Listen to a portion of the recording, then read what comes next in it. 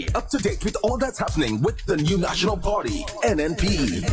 Send us a message via text or WhatsApp on 405-8683 with your name, email, and constituency. Stay in the know with NNP. Get updated.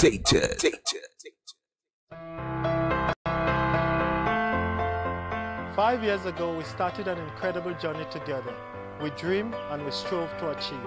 We are happy with the success we have had, but not content. The arch of progress is bending in the right direction in St. George Northeast, and many people have benefited. But there are still others that are yet to be lifted by the rising tide. We cannot leave those people behind, and so we continue to fight, and we continue to push on. I am Tobias Clement, and I'm running again to continue what we have started. Our dreams are too big, our ambitions too large for us to stop here. So let's keep moving.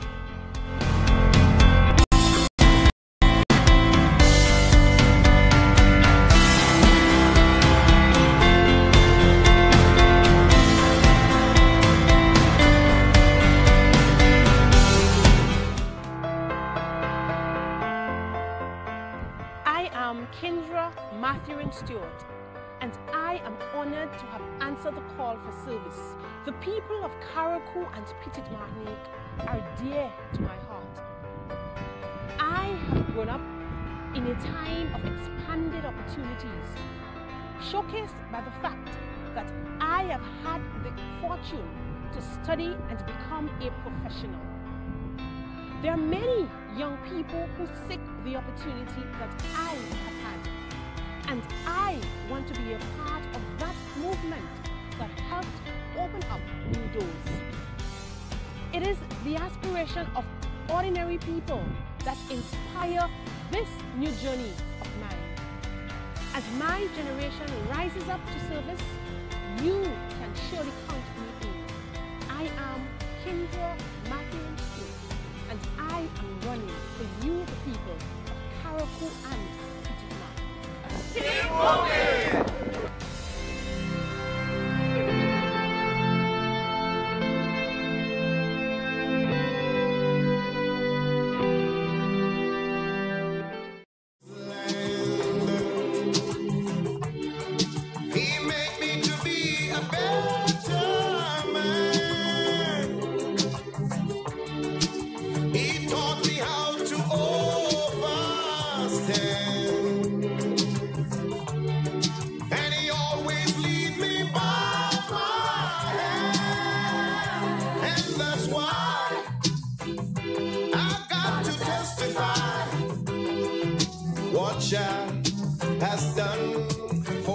Before Facebook go and flag us and all kind of thing, right? You understand?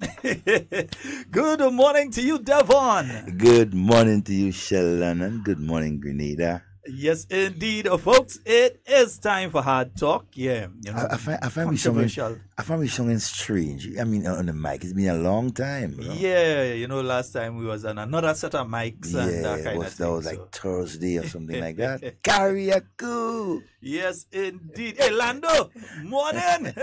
Hey, watch. Hey, the amount of names I have to try and remember. Eh? Oh gosh, watch. Well, me, I ain't taking no chance. All I'm saying. Good morning, Carriacou and Petite Martinique. Yeah, you know you want to say good morning to a special group of people. Yeah. The win for. Good morning to my beautiful young ladies. Oh, we had fun. And good morning to caretaker for Carriacou and Petite Martinique. Well, yes, Kendra Matthew in short. Before I get in trouble, let me make sure. Good morning, cuz. All right, so good morning, Stanal. Good morning, Caitlin. Good morning, Laurel. Good morning, Bossy. Good morning, everybody. Morning. I say morning now, so I won't get in trouble later on. At all, you understand? Yeah. Let me say, hey, Nadley, morning. I tell everybody good morning. I tell Lando, a good partner. Oh gosh, boy, he brought the black wine day. Yes, yo. Before the program done, I'll make sure and shout him out. We go find. And the staff out there at Sister Isles FM. Yes. We need to say a very special good morning to you. And it was so nice that we had to do it twice, and we should be coming back. Before the end of the year, we're coming back and do another program. Jack, DJ Jack. And what's the young lady? Watch, you'd never think Jack was a hype man until he take the stage Thursday night. You know? I see Jack take that, so I was like, where you going? Oh, that not Jack. Jack started getting on the stage and all kind of thing there. Jack had it locked down. I passing down, some people say, that not Jack. Not Jack downstage there. Hey, you know, I want Lisa, good morning. Hope you're having a fabulous morning this morning, my dear. Hope everything is going your way. And just hoping that you have a fabulous day. And Lisa, mommy. Good morning, moms. Yes. Yeah, I know mommy listening or not. Morning, mom. Listening. Have a fabulous day. I tell you, some miss listen to all those, man. I know too much to mention. I want to say a special good morning to the crew, the logistics crew, the guys who set up the stage and everything like that, man. These guys, they were awesome. Yeah, Jigga, morning. Point, yeah. Jigga, hey, and the folks out there at Wayne's Garage in Carriacou. The time we focus on Carriacou a lot. Yeah, we have to. I mean, we fresh. Leave us alone. Carriacou, leave us alone. Carriacou, yeah. Yes. Good morning to the folks out there at Wayne's Garage. And Lorena, Miss Pope, Miss Ann, Kenisha. Good morning to you all. Good morning to Wayne himself. Yeah. And to the guys out there, I can't remember the fella's name, but the guys who doing the job, who doing the actual cleaning of the vehicles and fixing of the vehicles and thing there. Yeah. The guys and gals. Yeah. So good morning to all of you out there at Wayne's Garage, at Bullins. Good morning. Watch. All of you. A special good morning to each and every one of you. Hey, and that breakfast Friday morning was awesome. Yeah. I forgot the name of the restaurant, but the ladies there. Right across from the credit union, you pass through the little alley in the back. Alley and go in the back. Ladies in the back there. If you're in Carriacou right now and you're looking for breakfast, even this late you're looking for breakfast. Wonderful. Yeah, head there. The thing is, we can't remember the name. Yeah. Shout out to all you. Yeah, just across from the credit union. Yeah. What cafe? Kayak Cafe. Right, Kayak Cafe. Yes, Kayak Cafe. Yeah, good morning, girls. Whoa, getting fried plantain, you're getting all kind of things about everything in the back there in the dread. And the women are beautiful. I had to say that. Yeah, you understand? You must focus on that. I had to say that. Yeah, good morning to the folks as well working down on the Marina project. They're in Carriacou. Yeah, we got an opportunity to visit the Marina project. And it is amazing what is taking place down there. Those of you in Grenada, believe me, I know GIS does put out stuff on it from time to time, but you know, some of us, when GIS come on or a GIS program, we tend to tune off and go to other station and that kind of thing. And then we come and say nothing going on because we're not looking and we're not watching at what is taking place. Yeah? All right.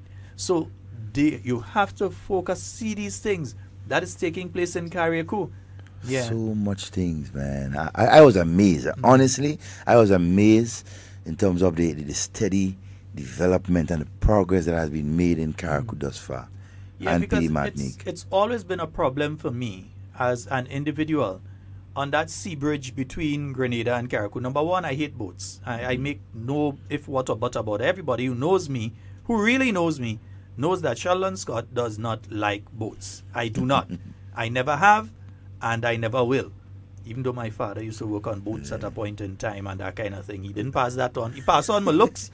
He passed on the brain. He passed on a lot of things, but he didn't pass on that particular one. I just look at the sea and just get sick one time. I'm not even going out. We go be like tunnel, man. But I brave it from time to time. And one of the problems I've always had, and a serious concern for the people of Carriacou and Petit Martinique, have always been embarkation and disembarkation. Yes. At the point of entry out there in Hillsborough. You really don't want to see what's under that platform. If you want a piece of, don't look under the platform. Take what I'm telling you. Don't look under it if you want a piece of mind. And as such, that is why you've been seeing the development down there in Harveyville. That eventually the vessels will be able to come in there. They already can, but officially they'll be able to come in there. You'll be able to get on and off the vessel a lot better. And also they're going to have containerized shipping, and so you'll be able to do that in the Harveyville area as well. So it's a major development. And again, something that a lot of people fight tooth and nail against.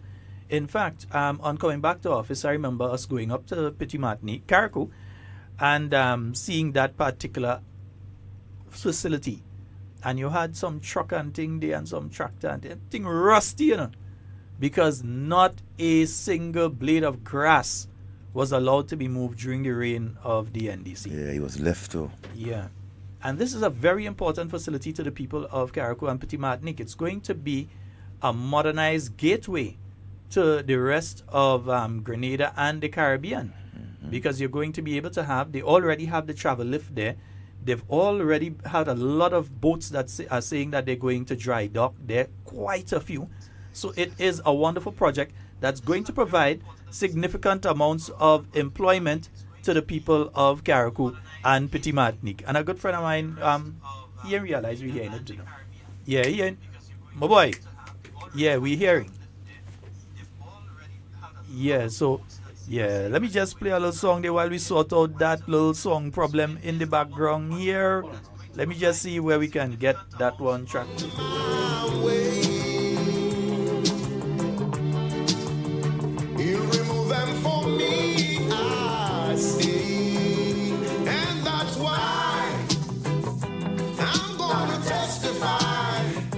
Yeah, we've got that sorted out now. Yeah, trying to figure out where you're coming from and all kind of thing. And let's say good morning to you all on the live. Yes. Yeah, good morning to you, Sonia, Mary, Kellysh. Good morning. Leslie busy these days, boy. Leslie, up and down, boy. Watch, man, easy, you know, man. Hey, Anthony, St. George, Northeast is in the house. Yeah. Dali, we have, hey, Dali. Good morning to you, sweetheart. Dali, I find you're not advertising, you know. Yes. Yeah? Hey, oh Lord, again in big trouble. Good morning to you, Carvel. Yeah. Good morning to you, Carvel. I get my message again, cause all kind of thing there and all kind of. Good morning to the entire Stafford family down there in Bogles. I hope that you're having a wonderful day. I had to talk about something with all you just now, you know. Yeah, you know me ain't letting that one go. All right. Yeah, Jacinta and Errol. Good morning to each and every one of you folks. Remember to like and share the video. Like and share the video. Yeah, remember to like it and then share it. All right? Like it, share it, and then you can testify to it. Yeah, like it, share it. All right? Yeah, right. I see the numbers billing, boy. I see people started tuning in there. Cheese and edges. Yeah, cheese and bread. Yeah. But we're saying in Carriacou and Petit Martinique, we see that as one of the most important things. Another important one, in speaking with the candidate on behalf of the New National Party and soon to be MP, that's Mrs. Kindra Matthew Stewart. Another important one is the issue of health care. It should not be a situation, as far as she's concerned, and as far as the New National Party is concerned, which is something that we are working speedily towards resolving. Mothers ought not to have to leave Carriacou to come down to Grenada to give birth. Yes. That's unfair. Basic medical procedures. People should not have to leave Carriacou, bounce up and down on a boat, or bounce up and down on a small plane, because that's the only two ways you're making it down, is either a boat or a plane. But especially with medical emergencies, having to leave Carriacou to come down to Grenada. It's been happening since time immemorial, that you've had people having to leave Carriacou and come down to Grenada. Some of them, and many Carriacou people could tell you that, many Petit Martinique people who have it even worse can tell you that they have relatives who died on the water coming down to Grenada to receive medical treatment. It's not a first time, it's not a last time.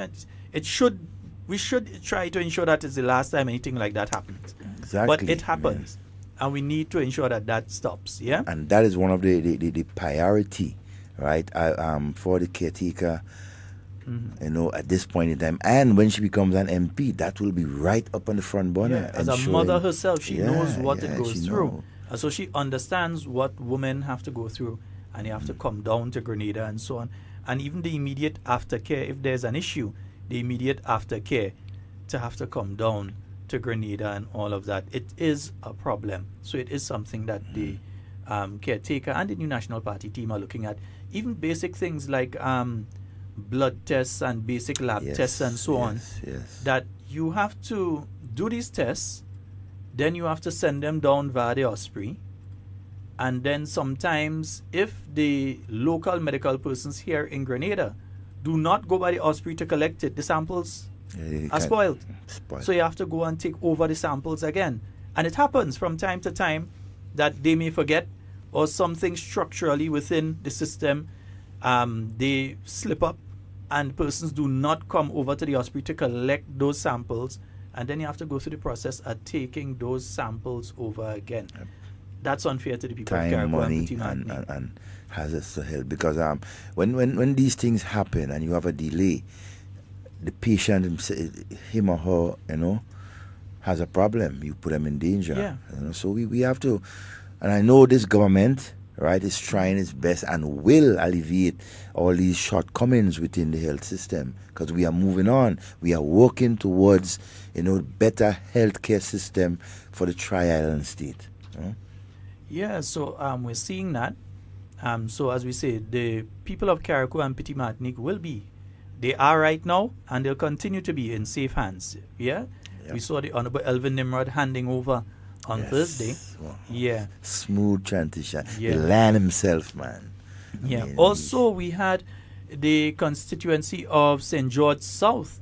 Another smooth transition. The Honorable Alexandra Otway Noel would have handed the baton over to the Honorable Nicholas Steele. That took place last week, Thursday night as well. No, not the meeting, the big meeting for that, but the constituency branch. Yes. Yeah, they would have voted, and she was there and she handed over.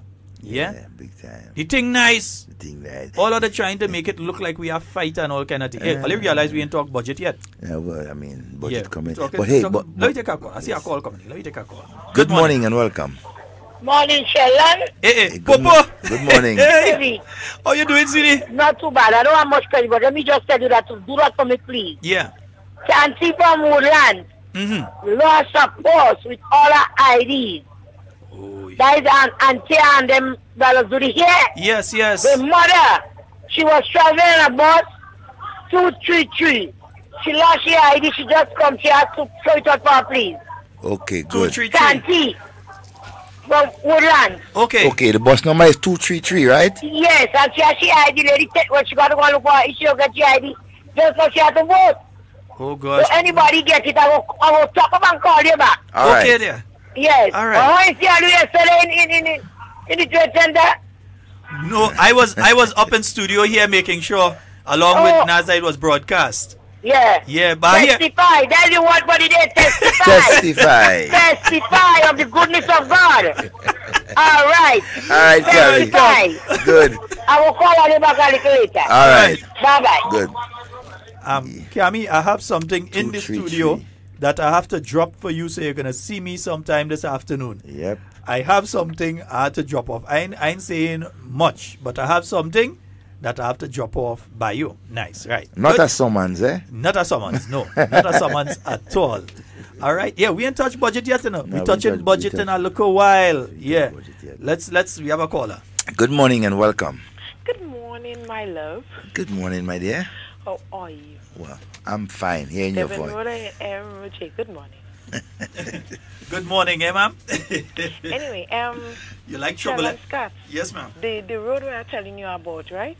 Yeah. Is to go up by the Baptist Church to the Reliant Home, the Catholic Church, the Catholic Home, to end up by where I talking about by Auntie Cincy. And the road is very, very, very, very bad, because I was talking to her this morning and she told me how enough times when she coming down the road to go and get the bus to go to St. George's, she thinks she anchor. So they started the road and they only do half of it. That's going up to the Hilarion Home, right? Yeah. Yeah. Going up by her. She thinks she foot and the road are very bad and like no vehicles and things. Like, the vehicles and them going up to visit so the family in the home. Yeah. They going the vehicles and them going down in the hole. Oof. So and then the part up by my side up in High Street, they only doing one part and they down by Mr. Clooney's down there. Doing only one part, and one of my nephew, how the vehicles was coming up, one of my nephew, the second one, nearly bounced, and like the driver who who driving the transports is not looking. And my nephew nearly bounced. That is the second one where he's going to school in the RC school and he nearly bounced. And then he has some schools, right? They need fixing in High Street. Some, especially St. Patrick's Roman Catholic School, they need new windows in their school. So St. Patrick RC. Yeah, that's in St. Patrick's. Okay. Yeah, that's my area. Okay. Certain places to go all right up by Auntie down all the roads and them need to fix. I know we're taking time, one step at a time, and I know we will do it. Because I was in the budget yesterday. Yeah. But you ain't reached before Cammy. Cammy, a certain man tell me Cammy was down there before 9, and they say everybody should be seated by 9:30. A man tell me, he said Cammy was there earlier. Not only was Cammy there, he said Cammy was looking best. Yes. He said when you see her, She testified. Well, I testify she was looking edible. Well, I was waiting on my transport, so I was waiting on my bus, you know. All right. I was waiting on the bus.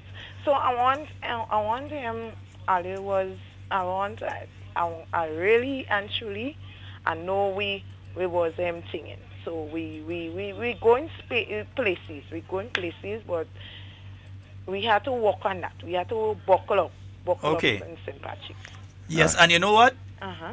We are one program that will always allow people to call and say as it is, as long as they're respectful. And you see, you call and you said, look, these are problems that we are having. And I could take notes now, and I could go to the Ministry of Works and say, listen, when is this one going to be addressed? Not if, you know, when. We ain't asking if. Right now we want to know when. Because it has to be addressed. So the issue now is when. How soon? Because I'm a driver too, eh? I know. Yeah, and sometimes... Sometimes I see you drive.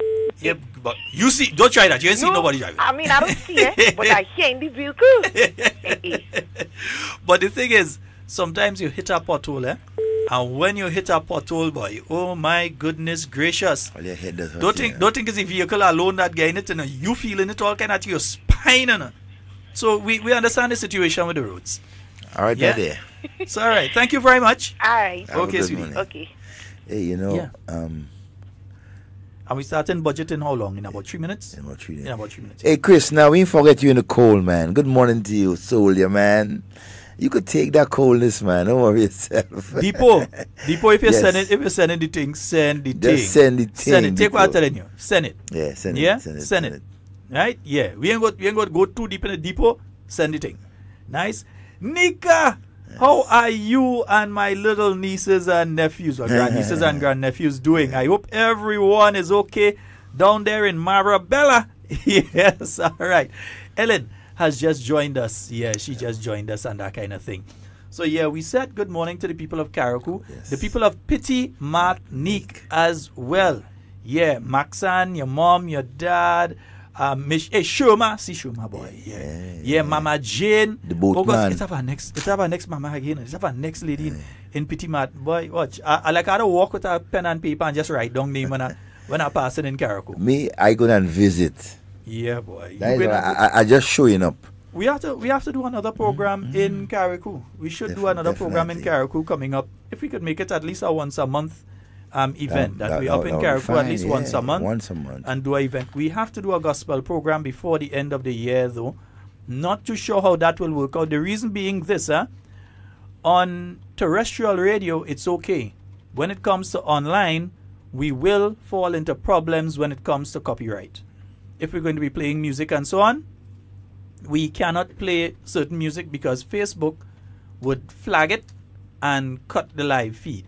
So we want to do the gospel program, but the issue is how do we get around that aspect of it with Facebook. So we may have to do it off of Facebook. We could do the program, but we would not be able to broadcast it via Facebook. And we know lots of you follow it via Facebook. But anyway, it's 10:29. Let's take this call and then we go into budget. Good morning, Devon. Good morning, my Morning. friend. Hold on. Quite fine.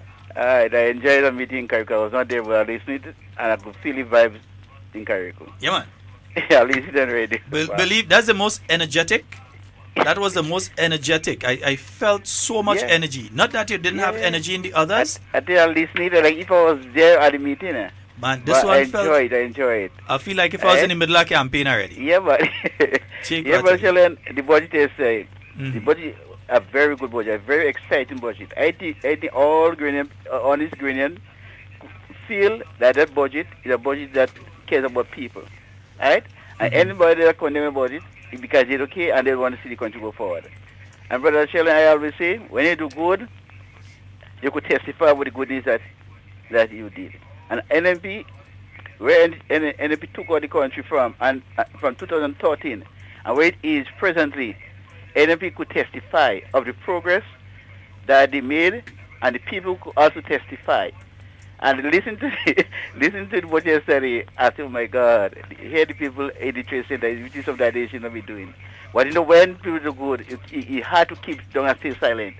The people that can just testify about what NMP did, and we will continue to testify of the good things that this government is doing for the country and for the people. And each and every one of us that are true patriots of Ghanaian, we could testify that this government is a government that we need for the next 20 or 30 years. Because this is a government that cares about people. This is a government that takes the country from backwardness and bring forward. And Brother Sheldon, I want to say, we have to do what we have to do. All right? The distractors, let us sit there and condemn, but we will speak about the positive things and where we want to take our country from and to where we want to bring it. Brother Sheldon and Devon here, have a wonderful day. God bless you all. All right, thank you so very much. All right, yeah. And budget. Yeah, what's some of the highlights out of the budget for you, Devon? What are some of the highlights that you picked up? I know it was a long speech, so you won't pick up everything and you won't remember everything. But what's some of the highlights for you? Well, one of the things that I definitely was sort of advocating to myself and persons around is that Dr. Mitchell is going to share, right, most of the gains that was realized through the structural adjustment so far. Dr. Mitchell would equitably distribute it, right, among the different sectors of the society. Right, and I was impressed by a lot of the announcements that was made, right, from agriculture to the housing assistance and so the elderly citizens and so all these things. I mean, I feel good. Understand? I feel good that these were mentioned and will realize. Okay. Good morning and welcome. Good morning. Morning. Good morning to you, sir. Yeah. Morning. Go right ahead, caller. I am trying to figure out what we could do in America back here to help the hospital in Carriacou. To help the hospital in Carriacou, I would say several things. One, if you all would be able to assist them in being able to obtain a radiology unit, an X-ray unit, and ultrasound, radiation. I keep saying radiation, X-ray. And ultrasound facilities, I think, are an absolute necessity for the hospital in Carriacou. That's one. Yeah? And okay, what about while that is being done? Medicine. Medicine goes throughout, all over, not just Carriacou, but Grenada as well. Even though there is not... Well, you see, I have two kids that born in Carriacou. Yeah. I used to live in Tempe. Okay. But my two children born in Carriacou. Okay. That's beautiful. So it seems like Carriacou need more help than Grenada. I would say that the people of Carriacou need improved health facilities. I would say that they need it. Yeah? While Senator Cox, the present Senator Cox, he was the administrator at the hospital over there. Quite a lot of work was done to improve the facility, but it's not at where I believe the people of Carriacou and Petit Martinique deserve yet. It needs to be improved even further. I don't believe people from Carriacou should be leaving to come down to Grenada for basic procedures.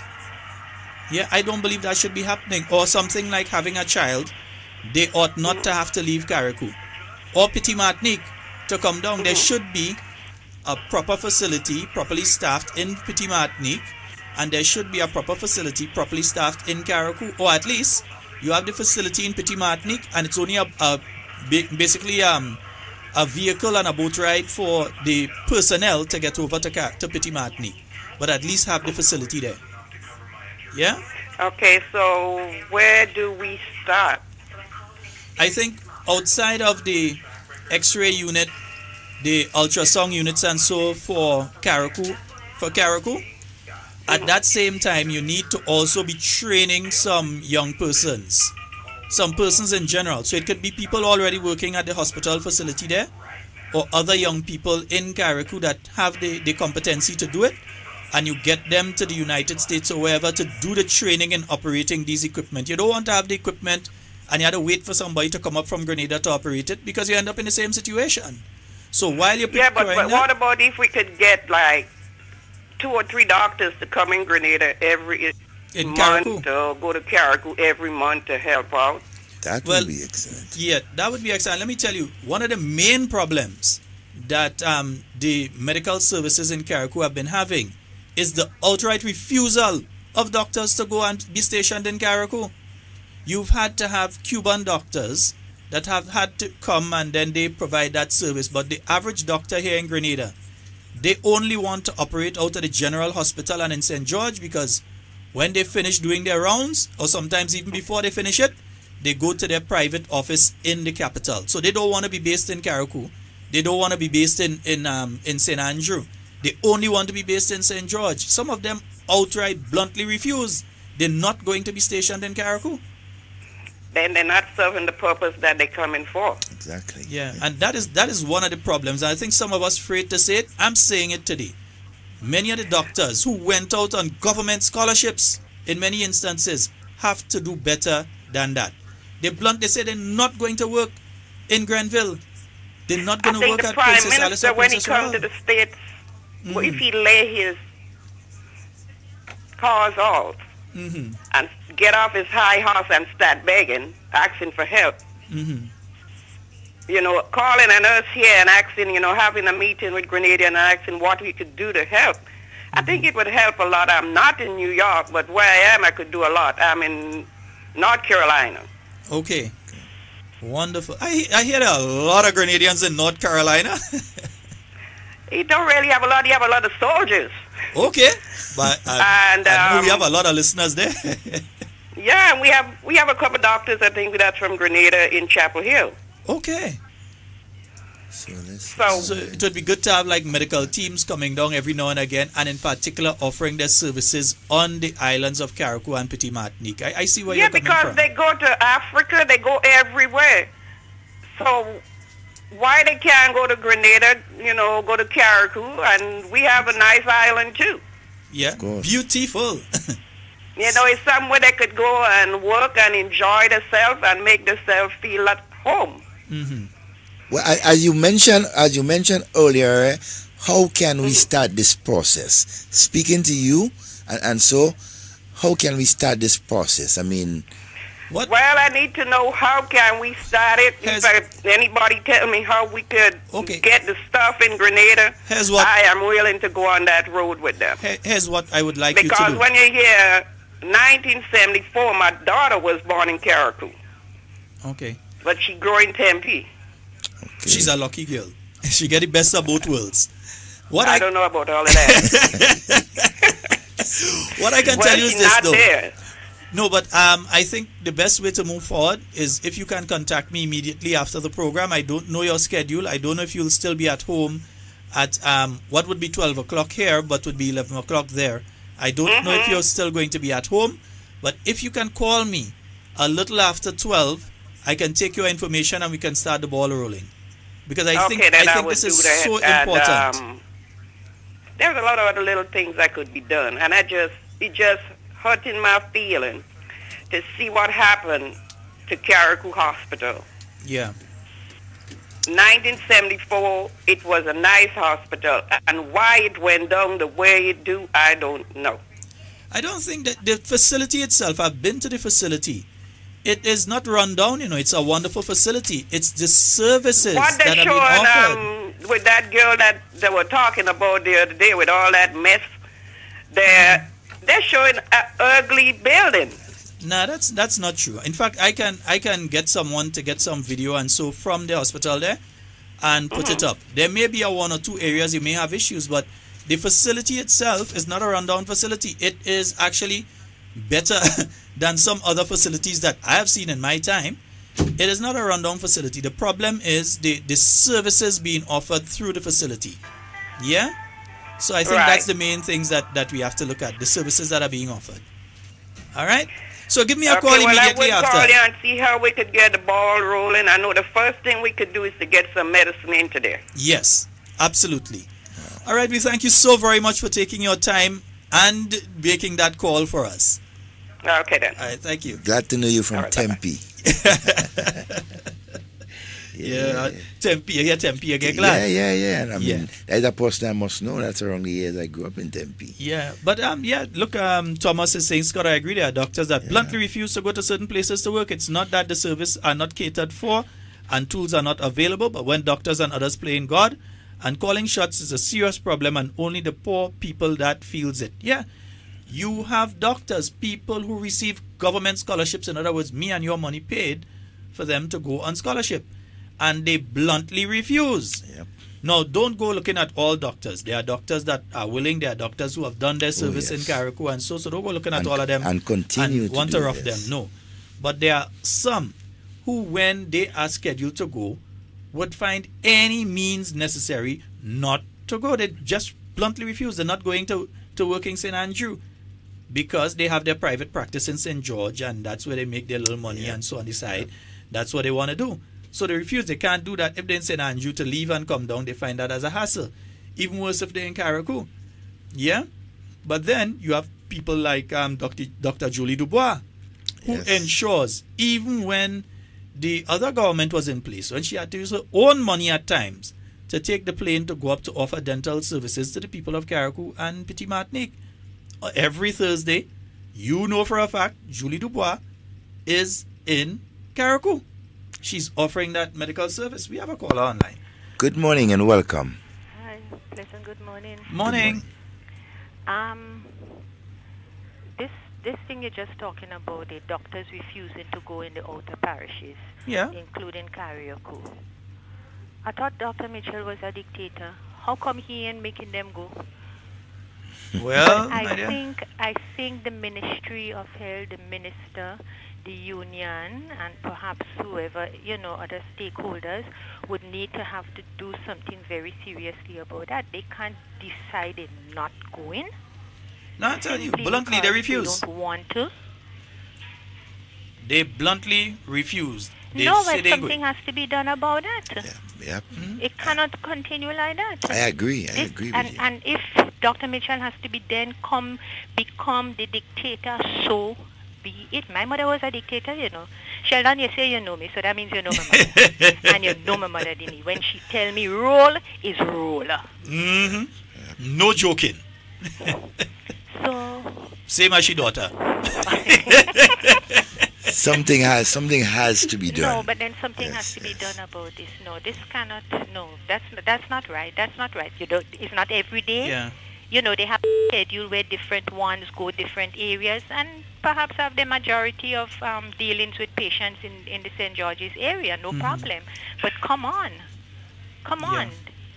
Then I would say to Dr. Mitchell, dictate the peace on that level. All right, my dear. Thank you. My dear. Have a good day. Yeah, and there is, I think, if I'm not mistaken, there is also supposed to be a financial incentive to it. You also receive an additional something when you are based outside of your area. So while based in Carriacou, you receive certain things. But all of that said, we probably need to get more young people out of Carriacou itself to become medical doctors and to become medical technicians and so on, so that they can offer those services on the islands of Carriacou and Petit Martinique. I know we say we're going to budget and all you find we ain't on budget much. The thing is, let's say it this way. Yesterday you had the budget speech. Yeah?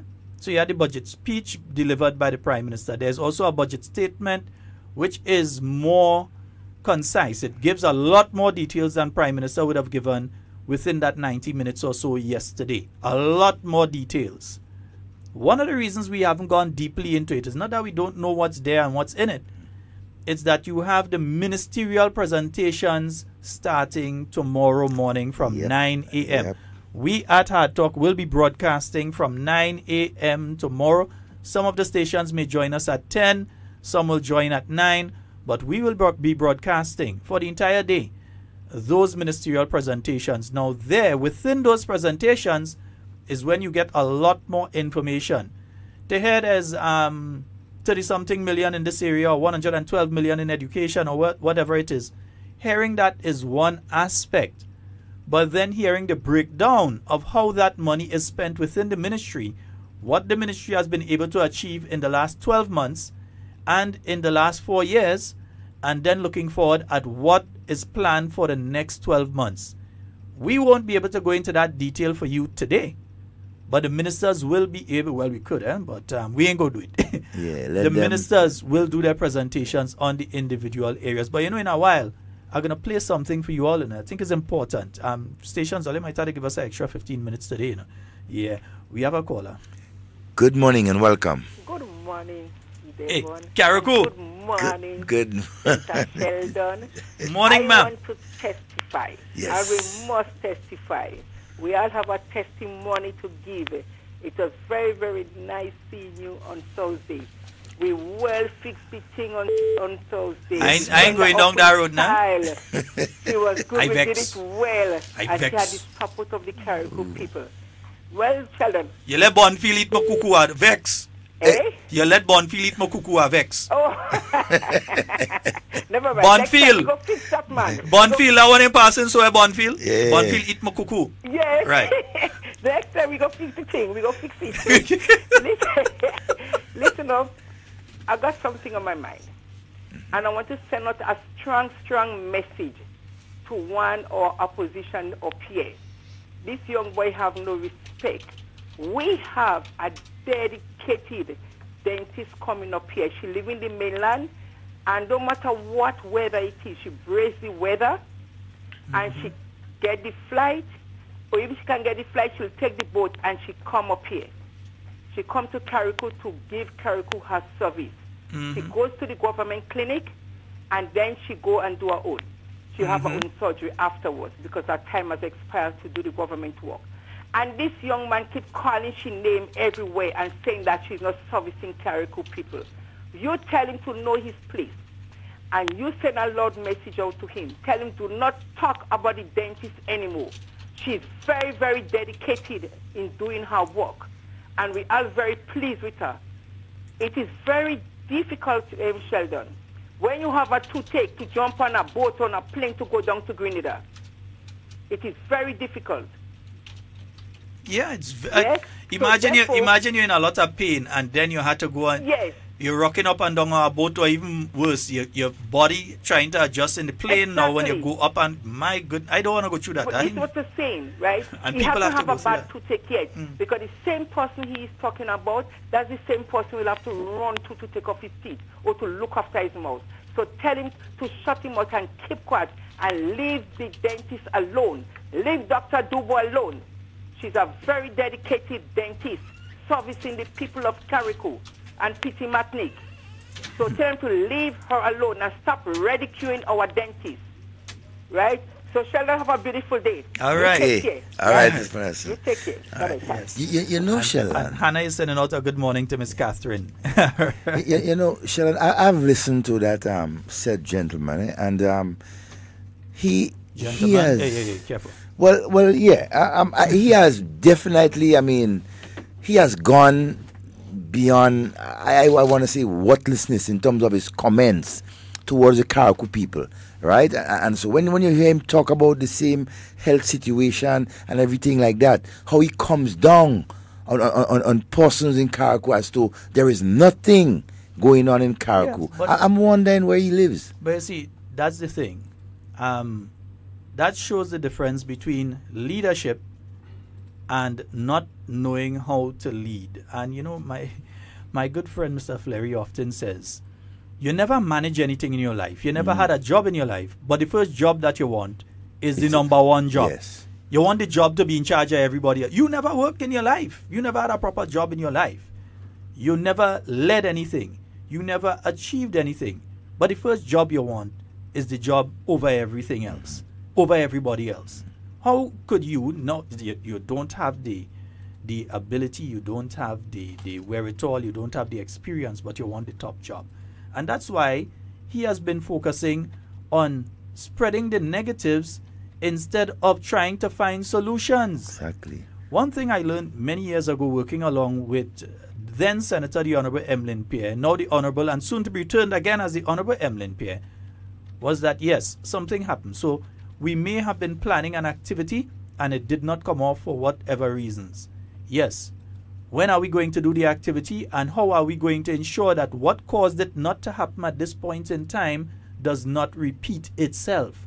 That's leadership. Not coming down and say, well, it don't happen, and you spend 2-3 months cussing about it don't happen and it's your fault and it's your fault and it's this one fault and it's that one fault. And at the end of the day, you don't have a solution. The same things happen again because you did not focus on what caused it and how do we avoid that happening again without the blame game kind of thing. That's the situation when it comes to healthcare in Carriacou. You have to focus on, yes, this is the situation now, but how do we move ourselves out of it and be truthful? Because I know Julie Dubois, Dr. Julie Dubois, the dentist that visits Carriacou, spent her own personal money, her money, on tickets during the period of the NDC to go up to Carriacou to offer that service. I didn't hear people like him making any noise and saying that, oh, this is the case or that is the case, or the people at Carriacou need dental care and the government ain't helping. She had to spend her own money, to go up and offer that service. We have a call online. Let's go to the phone line. Good morning and welcome. Good morning to you, son. How are you doing? Okay, not too bad, my brother. Sheldon. Yes, sir. I thought you say you coming over by Curtis Mills in Carriacou. You saw my mother, I tell you coming. I was looking for you at Battle of Black Line Day. You know your mother, your sister and them two Curtis. Yeah, well, everybody tell me that.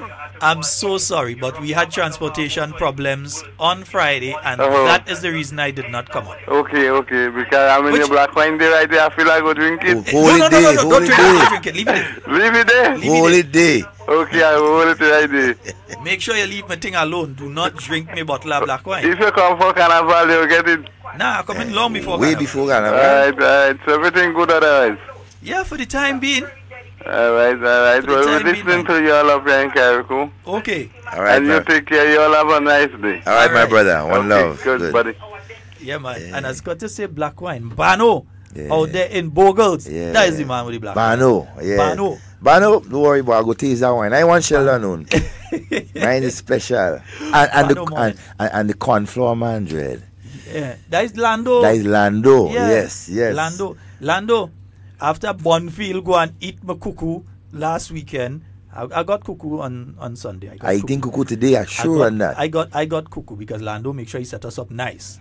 Yeah, I tell the one he get in one little bag of thing. When I throw the bag on him, he say, "What? That is a little bag." I hold 5-6 pound thing. Yeah. And I think cuckoo today. I'm sure on that. I think cuckoo today. Yeah, and due to Lando. All compliments to Lando and the wonderful people in Carriacou, PD Martinique. You know. Yeah. But Sheldon, when you do not have anything to offer, when you cannot make suggestions to better yourself and even others, then why really comment? I mean, that is the situation with a gentleman and I keep saying gentleman, with a young guy in Carriacou. He has nothing to offer, no solutions, right? But continues to criticize and to malign people. Come on, brother, you need to do better than that. You need to. Good morning and welcome. Good morning. Hello. Morning. Yes, good morning. Hi, morning. Hi, morning. Morning, go right ahead, you're live. Hi, cuz, how are you? Quite fine. Well, I tell you, we're ready for them in Carriacou. I want barbecue lambi. The lambi, you man? Yes. Morning, darling. Barbecue, man. Morning, darling. We're well ready, cuz. Tell you, we have them trembling, cuz. Yes. Yeah, so. Good morning. I just call out to find out how are you doing? Yes. We good. And we are right up in Carriacou. And I'm glad to hear that Aliu is going to get the X-ray and the ultrasound for us. Well, that is something that we have to work on. Yeah, we must do that because that is much needed. Yeah, you can't have Karaku people coming and have to jump a boat and come down. That is unfair. Not in 2017. Time for that to done. That's right. Yeah. Thank you. All right, but yeah. All right, darling. Take good care of yourself. You too. Okay, bye. All right. And I know the Honorable Elvin Nimrod. Good morning, sir. I know he was in the process of getting some young persons out of Karaku to train in radiology and so to operate the X-ray machines and ultrasound and that kind of thing. I don't know how far it progressed, but I know that they were in the process of getting some people to train in that particular area. Yeah? So that you don't have to, because you know that's the next problem. Sometimes you have the equipment sit down there, and you have to wait for somebody to come up from Grenada to come and utilize. No, that don't make same problem. Yeah, no, we have young people in Karaku that could do these things. We have them. They're super intelligent. One of them rated within the Caribbean with CXC, all kind of thing. We have young people in Karaku that could handle those things. Most definitely. Budget day yesterday. Yes. A lot of people were expecting what they call it? An election budget? Yes, an election budget. Obviously. What they call an election budget? Well, let me say this. Obviously, the people who were making those statements were not following what was being said for the past 4 years. They were not following. You can't go and you just get your business running properly. You just get everything flowing smoothly. So you just organize, you're able to purchase stock. You're making a little profit on a monthly basis that you're putting aside now to develop the business further. You're paying your staff a little better. You're putting benefits in place. You're putting a health insurance for your staff and different things. You cannot be operating a business, get the business operating properly, and then just bong away. So I don't know who was really, I mean, some people bought it. The opposition have been speaking about election budget. Yeah? When we started the process of the structural adjustment program, Dr. the Right Honorable Keith Mitchell, Minister of Finance and Prime Minister of Grenada, and soon to be returned as both. Well, me, you know, if you go keep Ministry of Finance, you never know.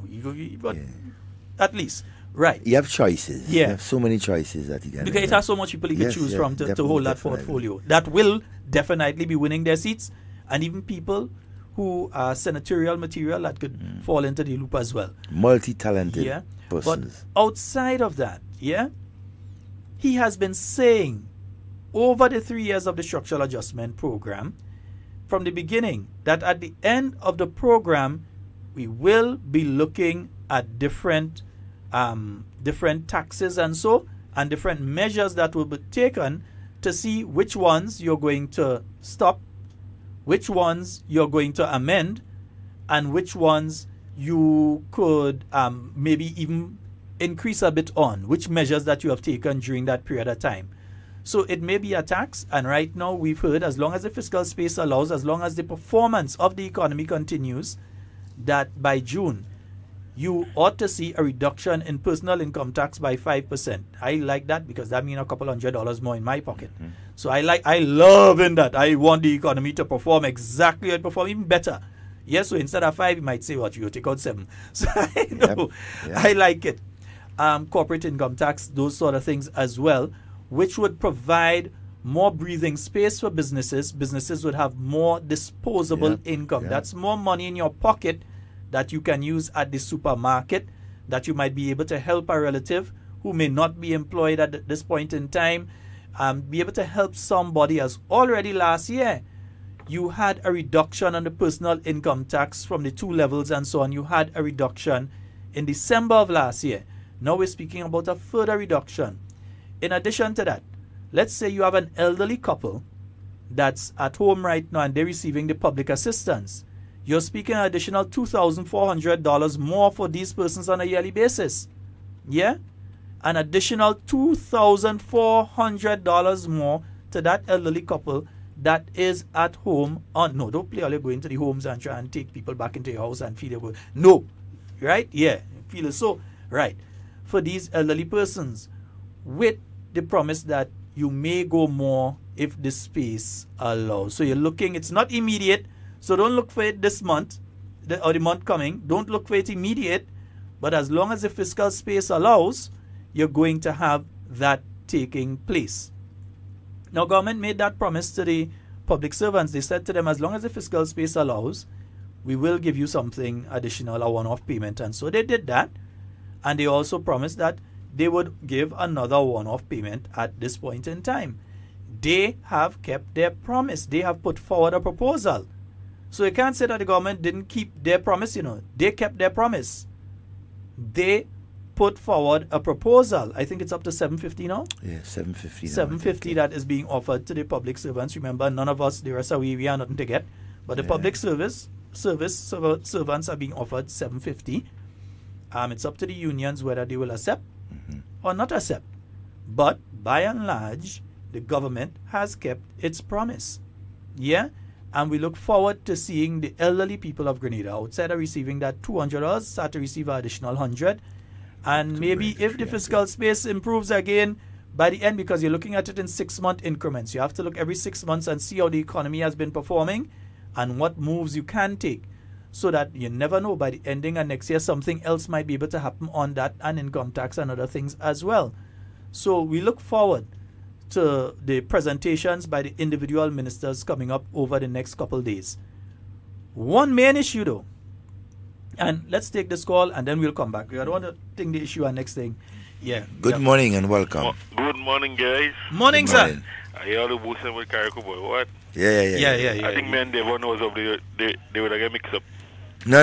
They ain't get mixed up with me and you at all. Either Rasta man. I should have been jet lag. I hope you didn't know I'm this Christmas. You know? Yeah, we are only testifying to the good treatment and so that we got in Carriacou. Steady and go eat time. Eating all good. Nice.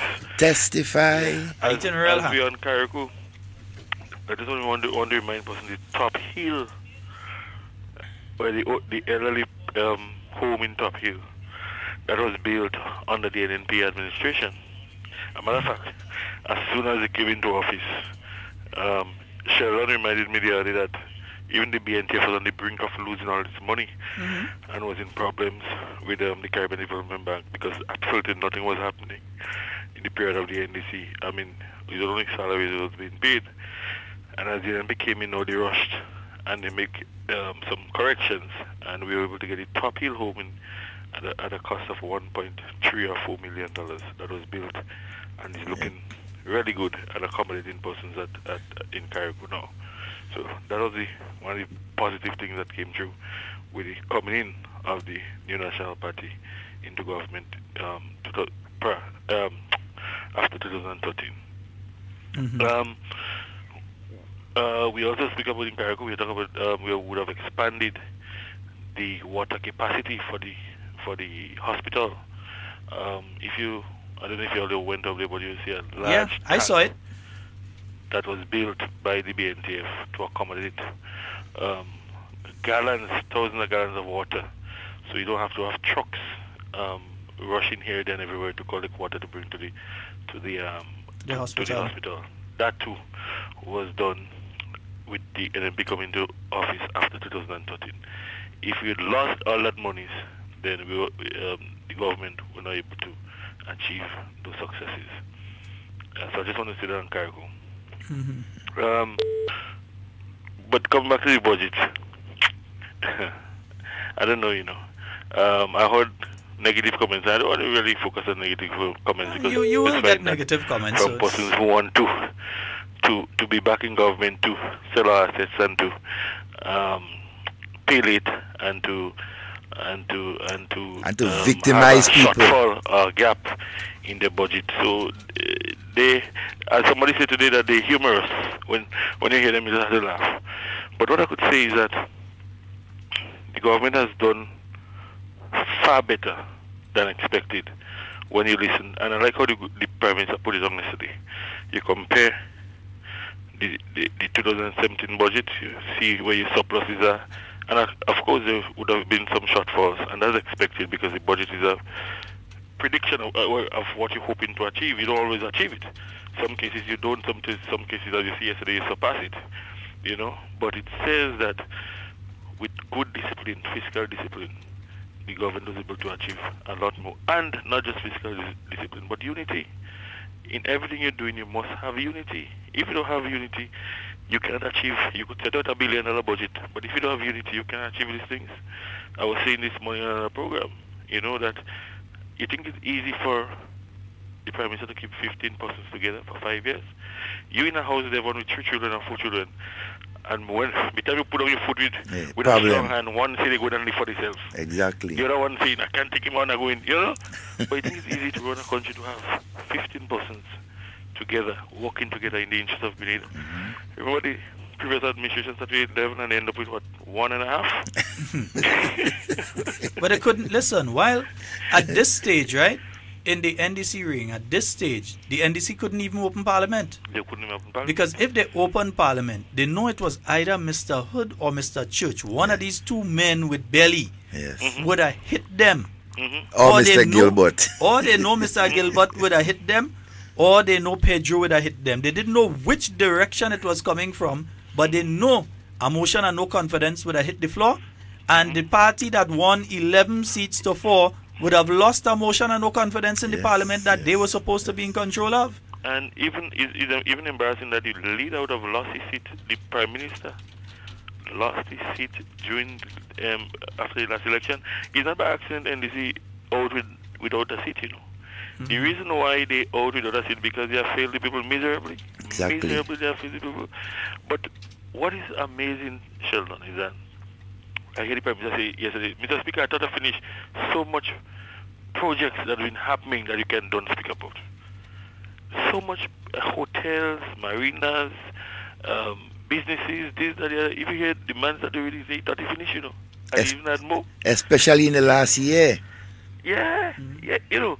And then you see that years ago you saw a batch of sand coming every once a month or once every 3 months, yeah. Now you have batches of sand coming every week. So in recent times you have 2 batches coming 2 a every week. Yeah, 2 a week. You know, the car boat comes in at once a week. Before you used to come in at one time. They used to drop the car in St. Vincent. And the you started to come in container? Yeah. They didn't use the border to come here? The car boat is coming every week. It shows that there's activities in the country. I mean, look at the unemployment rate the Prime Minister spoke about. We know people have been employed. You calling people for like a road work now and they tell you, no, at that time, I work in some way. You understand? And there are potential of more employment generated in the country as we go forward. So I heard, and I want to clear that with some people, I heard that Claudia Joseph this morning was on a program saying about the Prime Minister, he would not increase taxes on the backs of the poor people. If you go back to that same clip, the Prime Minister started by saying that nothing is happening in the country that when NDC was in power. And he will not accept any increases in taxes on the backs of poor people at this time. Exactly. And he was speaking about this time, the present time when NDC was in power, and they were not doing anything. They was not generating nothing. The economy was in a negative? There was not generating any income, nothing. So you're not generating income, you're not providing employment, but you're taxing the people. And he said that clearly at this time. Anybody could go back and check it out. But not only that, hold on, not only that, anyone listening the audio with an unfettered mind would realize that he said there is a level below which you don't tax, a threshold below which you don't tax. Exactly. He didn't say you don't tax. He said there is a threshold. So in other words, for instance, let's say you're speaking of personal income tax. There's a level below which you do not impose personal income tax. For instance, a Lulimani that might be earning a little $1,000 a month at the most. Are you going to put personal income tax on a person like that to tell them they have to pay, whether it's 15% of the salary or 10% of the salary, back to the coffers? When you do that, for a person earning that at that threshold, it will cause a negative, not a positive effect on their spending power and their economic situation. Exactly. So he said clearly, there is a threshold below which you do not tax people. He didn't say, I wouldn't tax you. He never said, I promise to tax you. In fact, the individual that plays that knows very well that he cut the word promise out from another piece of audio and pasted into it. That's why he's not playing that part these days. Yeah? Because they're so dishonest. They're so dishonest in their dealings. They're so dishonest and they're so vindictive that they go that direction. They're willing to cut things and put it together to give a meaning. Yeah, but I also want to say, as you talked to everybody individually, there are some people who, the same individual talking about Barra with the NP, and so he was part of the same NP, you know. I mean, Carrie Charles was the one that probably saved him. But further to that, he didn't just leave. If he had left and say, well, like, this thing that happened in NP, I don't want to be part of it, and I'm making it public, and I'm leaving. They throw him out. They physically kick him out. And throw him out. So he have no, you know. The reason by pants and actually put him out the executive. Yeah, they sit down on the floor crying like a baby. If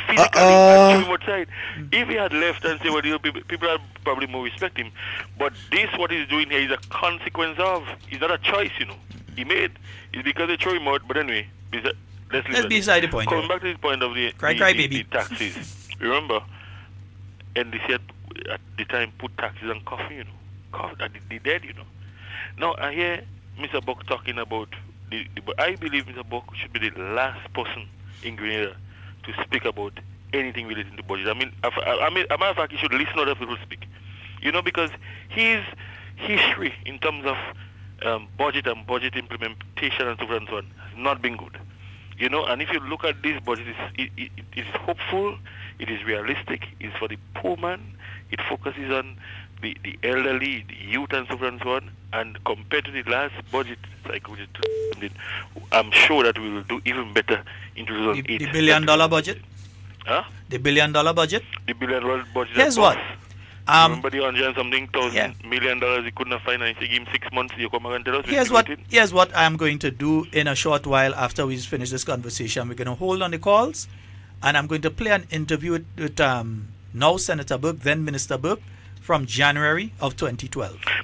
I think it's very important that I play that ASAP. Right, and I just want to say one thing quickly before I go. I remember reading an article in the paper or somewhere when Mr. Buck was finance minister, and the businessman was irate with Mr. Buck. They wanted to meet with him to see how he could reduce some of the taxes that was burdening them. And one of the business people was saying that it's easier for ants to crush a stone than to get a meeting with the minister. He was playing games with them, not being able to want to meet with them, and every week or so he's traveling, especially when they had to pay, and they were paying late. He was out of the country. Yes. So I'm saying this is not the kind of government we want, and this is not the kind of, certainly not the kind of person we want to lead our country. Well, you wouldn't anyway, Mama Guy himself, but that's okay. Let him feel himself. All right, my brother. All right. You know what? I think we should play that now, boy. Yeah, let's play that now. I think we need to give Grenadians a little reminder. This is from a program called Time to Talk. Yes, Time to Talk. That was from January, I believe, 2012. Linda Straker? No, Linda Straker. It's Linda. Beverly Sinclair. doing an interview with the then minister. Let's take a few. It's pretty long. I'm not going to cut it and all kind of thing. It's pretty long. So let's just hear this part and then we'll come back to the discussions. Right. Minister, the 2012 budget, it was a challenge. You did indicate at the beginning of 2012 you had to put in place financing for the budget, which was presented in March. Since then, how has things been going with the funding for the budget? Were the fears you had, were they realized or were they overcome? Well, it was a challenge from the very beginning. When we prepared the budget, as you know, we had a shortfall in the budget. And at the time we prepared the budget... How much was that shortfall? It would have been about 146 or so altogether. A little bit less than that. I can't remember the exact number now. But when we prepared the budget, we did so on the assumption that three things were likely to happen during the course of the year. The first is that we would realize a cash payment from the government of China in substitute for a transfer that we had done, or an adjustment we had done in our cooperation program with them that would have seen them constructing 1,000 of the low-income housing units instead of 2,000 units. That, as you perhaps already know, We had an agreement with them dating back to 2005 in which they agreed to build 2,000 homes. The size of the grant envelope at that time was $80 million US dollars. And we felt that given the pace at which things were developing, only 300 or so units, 351 units had been built over the period of the last 7 years. And the company was indicating to us it may take another 8 or 9 years to build out all of the units. We felt it would make more sense to use some of that money by way of cash transfer to assist the families whose homes were destroyed in Hurricane Ivan and who are simply asking for roofing, some windows, some doors, without having to wait for another 3, 4, 5 years, especially because finding suitable lands and financing all of the transfer, all of the sites, preparation would take time. So we discussed with the government of China reducing the number of units to 1,000 units and allowing us to use the cash saving to then do housing, community development, and the stadium. In our minds, this would have amounted to roughly $40 million. We figured about 15 of that, US dollars that is, would go towards the stadium, and the remaining funds will be split between community development projects, which will create public employment as well as appease and allay some of the concerns and challenges that communities face. Roads, drains, those kinds of challenges, and at the same time address some of the housing needs. That, as it turned out, did not materialize. So that was a major setback for us because, in fact, we were told... What didn't materialize? The realization of that cash payment did not materialize because, in the end, we were told that the actual construction of the stadium would not be between 10 and $15 million that had been conceived initially, but that it was going to be 32 million US dollars. And that even then, the $8 million was going to be given to us by way of some projects to be determined. Yes, so that was a major setback.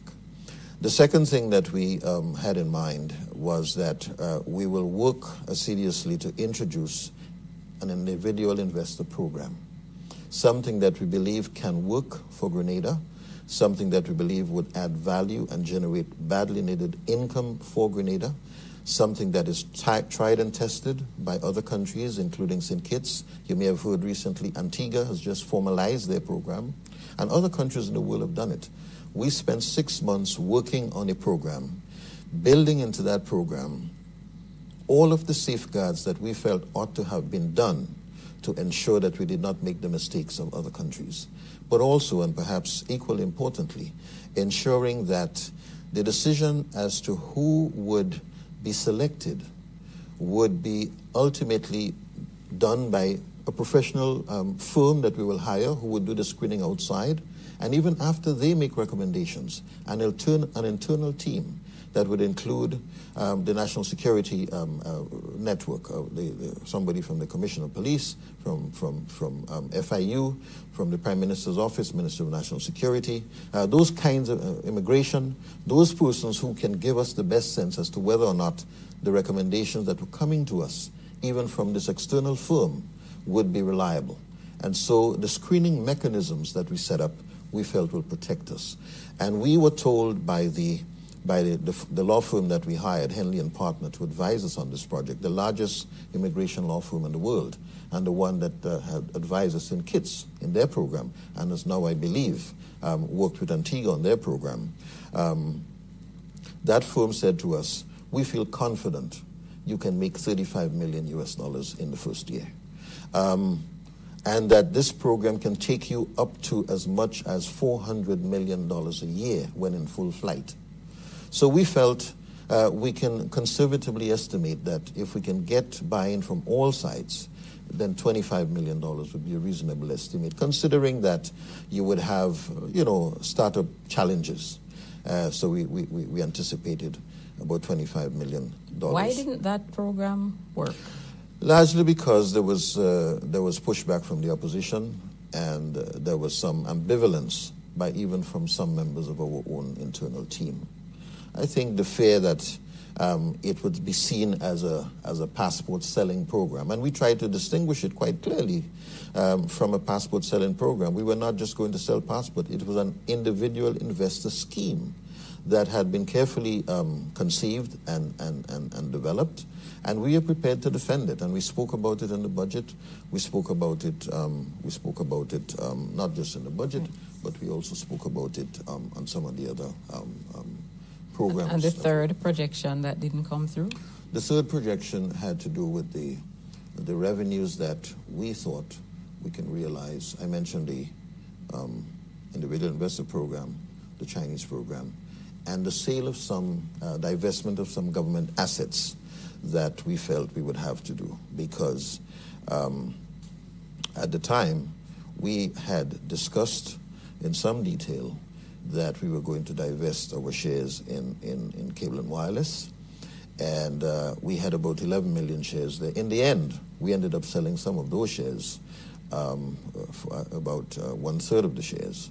But what it meant was the revenues that we realized was even less than one-third, because the price that we projected at, we got a lesser price, and the quantity that we were hoping to sell, which was to divest away. How much did you actually earn from selling these shares? We earned about $5 million US. I think it was $5.6 million US. Yeah.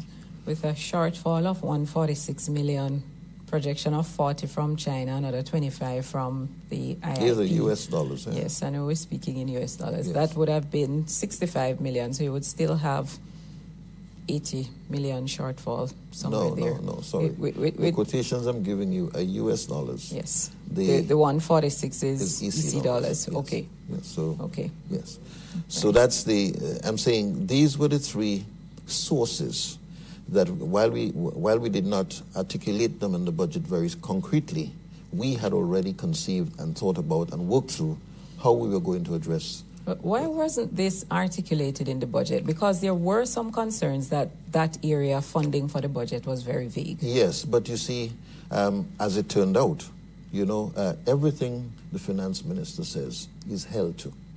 Everything we see, we are held to. And should be. And that is right. And that is why I should not say something until I'm fairly certain about it. As it turned out, they did not materialize.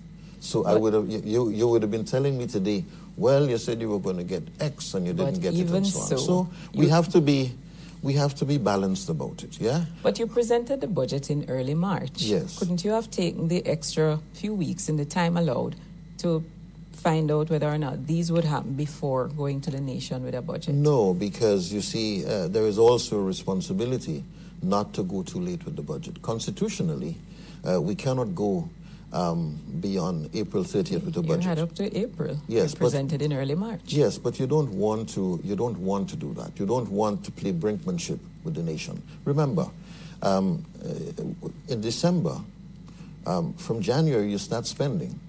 Okay, from January you start spending. So you have to be able to handle it in a way that is responsible. As early as possible in the year, if you can't go by December, which practically most people will not go by December, but if you can go by December, you try to do it as early as possible. And we waited. Normally we do this in January. We waited to see how far we can take it. We were in negotiations at the time, if you recall. We were in the midst of the negotiations with Taiwan. We did not want to go into a budget saying, for example, that we're going to pay X or Y to Taiwan, knowing that they were very aggressive in the way that they were approaching us and then not fulfill it. So one may say that in hindsight you could have done it differently, but this was our thinking. Okay. Well, that was 2012 budget collapse. That's correct. 2013. I'm sorry, what did you say? I said that was 2012 budget collapse. Collapse? Yes. Why do you say collapse? Because we didn't get the money to fund the budget, and based on... based on... Yes, but I would not call it a collapse, you see. A partial? Collapse, huh? Well, I don't know if collapse is the right word at all. I mean, why do you say collapse? Because we were not able to fund it, Minister. Yes, but you see, if you have a shortfall in anything, you don't refer to it as a collapse. I mean, I do not consider any shortfall. I don't hear a businessman saying that because his projected revenues were less than his actual revenues, that he experienced a revenue collapse. We've seen businesses close because they can't realize the projections. Yes, but we did not. We did not. Exactly so that's the point. So you cannot call it a collapse because yes, we can. No, I don't think it is a fair characterization. You see, if it is that we collapse because of it, then you can say a budget collapse. If it is that you experience a shortfall, then I think it is fair to say it's a shortfall. Experiencing a shortfall is a mild way of saying we're unable to meet targets. We've been late with SAT. And let me dispel for once and for all the How has he changed? Maybe he has changed his clothes. But does a leopard lose its spots or a zebra its stripes? The sad truth is, some people will say anything to get back into power. But people are asking, can a 1 cent change? Very interesting. He can change. Was Mr. Burke not speaking about a citizenship by investment program there that they had been working on for 6 months along with Henley and partners? Yes. Involving the Royal Grenada Police Force, which is being done by this government. Henley and partners, which is being done by this government. The FIU and other arms of the Royal Grenada Police Force and international bodies, which is being done by this government.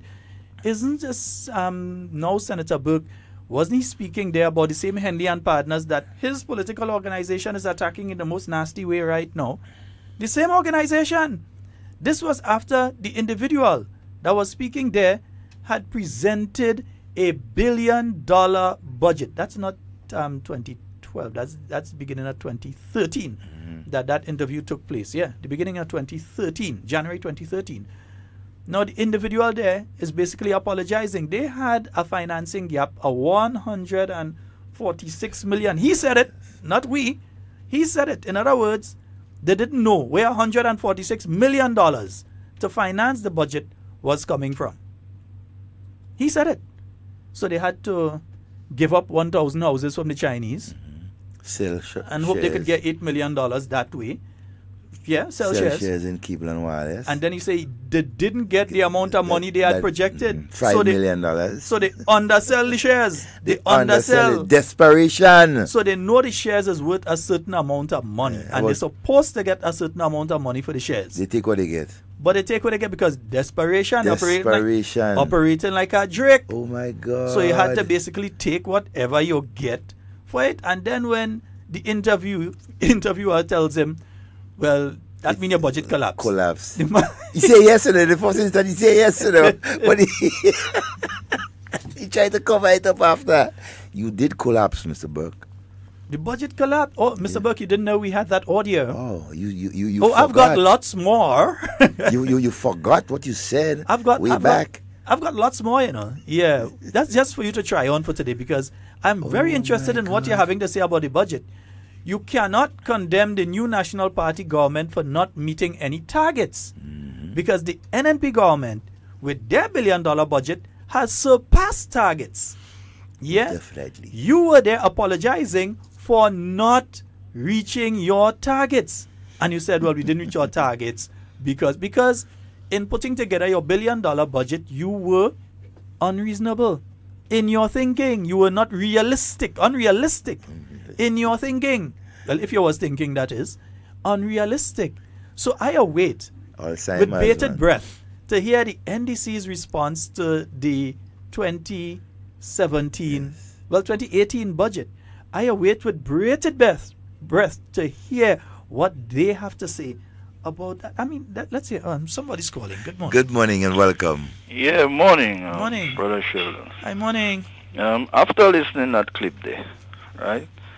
I wonder whether or not the Senate could debate before the lower house. Nah, that'll wait. That'll wait. But it could be interesting to hear what he has to say. Very I was wondering whether or not that could have been done that way. Anyway, thanks a lot. All right, brother. No, I mean, you see where we go and put the man on heights there now. The man want to hear what Burke going and say. Yeah, we're very interested in hearing what he has to say. But, because I want to know how he's going to lambaste the government. Now, he, as the finance minister, put together the first budget that crossed $1 billion in Grenada's history. But that same budget had a gap of $146 million that he didn't know where it was coming from to finance what he said they would do. In other words, they're saying, okay, we're going to do devotion, X amount of devotion, and then at the same time, you're saying you're going to do it, but you don't know where the money coming from for it. And then there's a very important statement. He said, well, let's take this call and we'll come back to that statement. Good morning and welcome. Good morning. Morning. Good morning. Morning, dear Mr. Roman. Good morning, my dear. Yeah, I don't hear him coming. What happened to coming? She called already? I don't hear him asking her how long time I listen. What happened to her? The first caller for today was Cammy. She didn't have a phone. Oh no, but I didn't hear her because I was an hour. She's all right. She's good. She didn't have a phone. Okay. Yeah. Which reminds us, anybody on bus 233? Yes. Yeah. Tanti looking for she purse. It was on the bus. So please, anybody finding that, drop it off with Cammy in town or the nearest police station. Hello? Hello? Hi, Mr. Scott. Yes, ma'am. Yes. I listened to budget yesterday and it make my day, man. Wonderful. This man, I don't like. Who could stop this man? Yes, indeed. I said, this man is too good. It's too good. It's too good. All right. All right, my dear. You know speaking to you? Yes, I know who is talking for me. They're from up in St. Andrew in the Tivoli area. I know their daughter. I know their husband. I know everybody. Coach, you are speaking to you. I live in Brooklyn. I know Tivoli. Don't try that. Tivoli, you're from? Tivoli, well, I'm from Tivoli, man. You know we have it locked. Yes, of course. Okay, yes. Have a nice day, Mr. Roman. All right, my dear. Take care. I saw Mr. Roman in Granville a day. I called him, but he pretended. I didn't know if he heard me. That time I already come out to work, but he didn't. I don't feel like he recognize me. I'm sorry if I didn't recognize you, but I didn't know you. I didn't know I know you too good. All right, so then, hey. You did say to all you know each other too good. Yes. Me and him is a cuss. Yeah, I know that. I used to cuss him bad because we was opposite. we ain't cussing no more. We gonna testify together. We join together. Yes, we gonna testify together. Okay, then have a nice day. All right, yeah, good. Yes, indeed, listeners. Yeah, and so one very important thing there. When asked why didn't you pass this information out before, you realize what Senator Burke say. He says certain things you don't come out and say. The same Senator Burke who's saying, full disclosure, say everything. Say why you're doing this. Everything. As Minister of Finance, you have to be careful what you say because you are held to it. Exactly. Yeah? And you have to be certain about what you're coming out and say. But these are the same people who saying, come out and tell us about the oil and gas. Come out and tell us about this. Come out and tell us about that. But the same, you see the hypocrisy of these individuals? This same man was saying, just in 2013, the same man was saying to you, he was saying you have to be certain about what you're saying because you could be held to it. Good morning. Hello. Good morning. Good morning, and how are you guys? That's Michelle Man speaking. A long time I don't call the station. Yes, you just describe yourself, Michelle Man. Michelle Man. Michelle Man. Hey, what did I mean on Sunday, boy? I don't hear nothing about nothing on Sunday. Carlton Junction. Carlton. SAS? Carlton, not SAS. Carlton Junction. St. Andrew. I want to come up there with Michelle, boy. I find Michelle, they rested for a long time. You don't get some blue. Man, here the other thing now. Wake it up. After Karaku, Carlton Junction better come real good, Yeah, of course. Because I'm making real noise up there. Karaku had motorcade. And I can't wait for question not winning golf. I can't wait. Yes, man. Yeah, but I listened to budget yesterday, boy.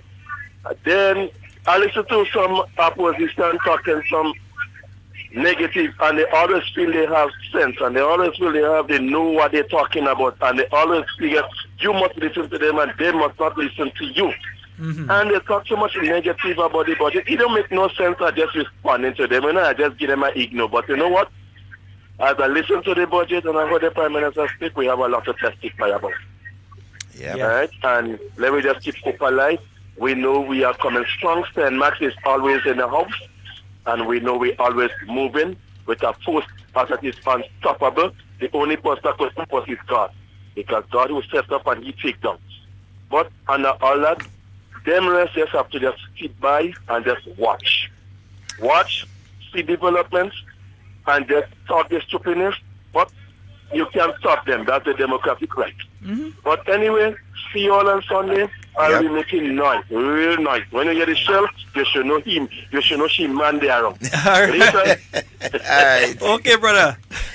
So, Sheldon, you know... Do you see the hypocrisy in Senator Burke? Eh? You see the hypocrisy in the individual calling as him Burke? No wonder the people and them don't like him in his own party. That's why they vote him out. Drama in that party, you know, you don't really go hear about it. Well, you know what? One of the things that, in my view, that stands out to me, and so, when the Prime Minister was looking into tourism and the expansions of the room stock that we have, right, and that is going on. I mean, I was so impressed with the amount of projects that are ongoing, and so hotel and so projects that are ongoing to meet the standards. I mean, I was really impressed. That two things it created: more room stock, so we have more visitors, and when we have more visitors, more money, and most of all, jobs. More jobs for our people. And there are jobs available, and I'll get into that one in a little while. There are jobs available, as Devon mentioned, jobs. And there was a discussion, lively discussion on social media yesterday, and one thing came forward. As it is right now, there are hundreds of jobs presently available that young people just refuse to take. Yep. Hundreds of jobs that they are qualified for, that they are competent and capable of doing, and they are capable of getting those jobs, but they just refuse it. You know where those jobs are? In the call centers. Yep. Clare Harbor has been trying for months to get groups of young people to come in and work. And you know what some of the young people are saying? Some of them are saying, listen, I can't handle the shifting, because I know some of them is shifts. So some people work in the daytime, some work in the night, and there are different shifts. So some may start, like, I don't know the exact shift, but some may start sometime late in the night and they go through into the morning, because they deal with clients in different time zones. So there's a 24-hour operation, and you always have different people on shift. And some of them refuse to work shift. Some of them for different reasons, some because they live pretty far out, and they believe that they would be unable to get home, and so they refuse to work shift, so they can't take up those jobs. Others who might live within even the vicinity of the call center just refuse to take up the job because they don't want to be bothered on a Sunday when they have to go on day cruise. They don't want to have to work. Or a Saturday night. Go bananas. Yeah, or whatever night does go bananas. Yeah. They just refuse to take up the placement because it impinging on their lineman time. So when we're speaking about the employment situation, we must also take these things into consideration. Because some of you who are listening now as parents may not have known, but Clare Harbor is always looking for people. KM2 Solutions in Grenville is always looking for people. In fact, I believe both of them are in the process of opening positions to take in people right now. Clare Harbor has over 600 people working with them right now, I believe. And the one in Grenville. Yeah. They're expanding. To take in more. Another 200-300 or more persons. The problem has been that many young persons, and that is something that we have to address. We have to address the attitude towards work. Yes. Because some of these places operate within the American system. So if you have to arrive at a certain time and you don't arrive at that time, you're written up. And there's a deduction to your salary. And there are other penalties and so. We as Grenadians, that's not part of our culture. We're not accustomed to that. No, we're not. Yeah, because we see people who have to reach for 8 o'clock and 9, 10, you just bump in. You say, what happened, boss? Hey, you ain't see scandal last night. You know, the reaching whatever time. It's a Caribbean thing. But we have to break out of it. But you know, surprising. We have to break out. So there are jobs available. We looked at the job fair over the weekend as well. Yep. And a lot of people who were working, employed, went down there. Many of them that I know are employed, but they went down there because they thought it's possibly a better something, more long-lasting, or better pay, that sort of thing. Or it's an area they want to do. They're not in the area they want to do, and it's in the area they want to do. Yeah, so that's part of it. and earlier on too, and look, the creation of jobs, right, is one of the hallmark, one of the most important thing of this new National Party government. Ensuring not just our young people, but the Grenadian persons who are qualified, who wants to work, right, is given an opportunity, right? And that will continue. Ain't no stopping that, right? Just look around. And as the Prime Minister rightly said, look at construction from St. Andrews to St. George's to St. Mark's, wherever you go, right? Even in Karakou, there is a shortage of workers, masons, and so in Karakou. I mean, in discussion with somebody who was building the house, they have to wait, right, for a builder to make time to come and do a portion. And so I mean, the jobs are there, it's generating, but some of us are very picky. Yeah? But you know what's very interesting as well is looking at it. You saw expansion at SGU. They hired more people. They're expanding even further, which means that they'll be taking in more people again. You have various other people have been putting up apartments and so on. People getting work in construction, and then people getting work in the electrical and maintenance part of things as well. So you have quite a few opportunities that are opening up, which is why through the Imani program, we have been training persons who are involved in fields like electrical and who are doing plumbing and these kind of things as well. So you'd go down at Telfas and you see a group of young men and women that are down there, and they're doing their training and so on in those areas and other facilities as well, because you know that these opportunities are coming up and you want to give them the CVQ, that Caribbean vocational qualification, that they can move forward and they could obtain these jobs, that you don't have to have a situation, which is why in Parliament recently they did that amendment to the Labour Act to ensure that people are not going to be coming up from Trinidad because there's a plumber that come from Trinidad and just take over a job here, or somebody's an electrician from St. Vincent and they just come to Grenada and take over a job, easy as that. But there must be a shortage of that particular skill for that person to be employed by a company or an employer here in Grenada, a skill that is not there. And even if that's the case, that individual would then have to train Grenadians. They can't just come and work.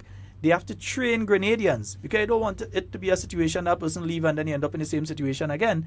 But they have to train persons if they are given that work permit for here at the same time. But again, hypocrisy at the NDC all over, they're speaking about they're going to create jobs. We knew what happened with the job market under the NDC, you know.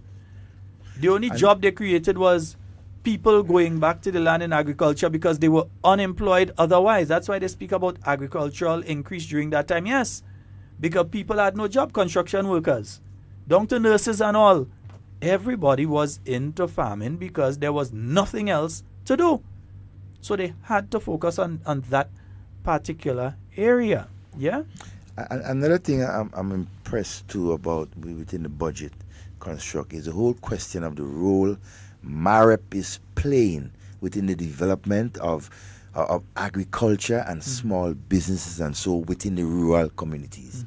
Excellent. I mean, and as the Prime Minister said, the term of MAREP is about to end next year, but it will immediately, the next day, continue providing much more services, training, and so new name and funding already there, and over $20 million already there to start.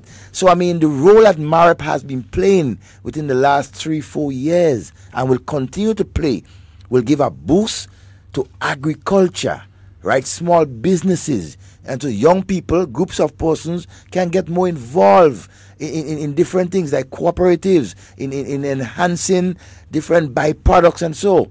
Hey, because we move in, man. The thing is, MAREP has been doing a lot of work in over 20 villages, rural communities throughout Grenada. Yeah, 20 communities. I'm not too sure if they've done projects in Carriacou. I can't remember that they have a project in Carriacou.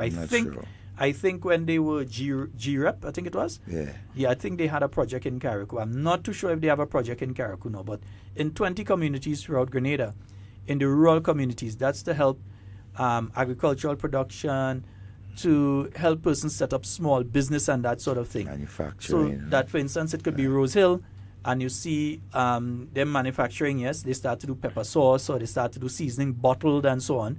So you have the people in general, the men and women who go out and they do the farming, they bring in the produce, and then that is transferred into pepper sauce, or it's transferred into seasoning. So we don't have to look in the supermarket and only see it coming from Trinidad or see it coming from Barbados, but that we have our own product here that we can utilize, that's being done by our own people here in Grenada, whether it be Rose Hill, or it be Shantimel, or it be in St. Mark, or it be in St. John, in Clozier, or wherever it is, that project will continue. So as of the 1st of April, I think the MAREP closes on the 31st of March. Yes, and as of the 1st of April, the next one opens.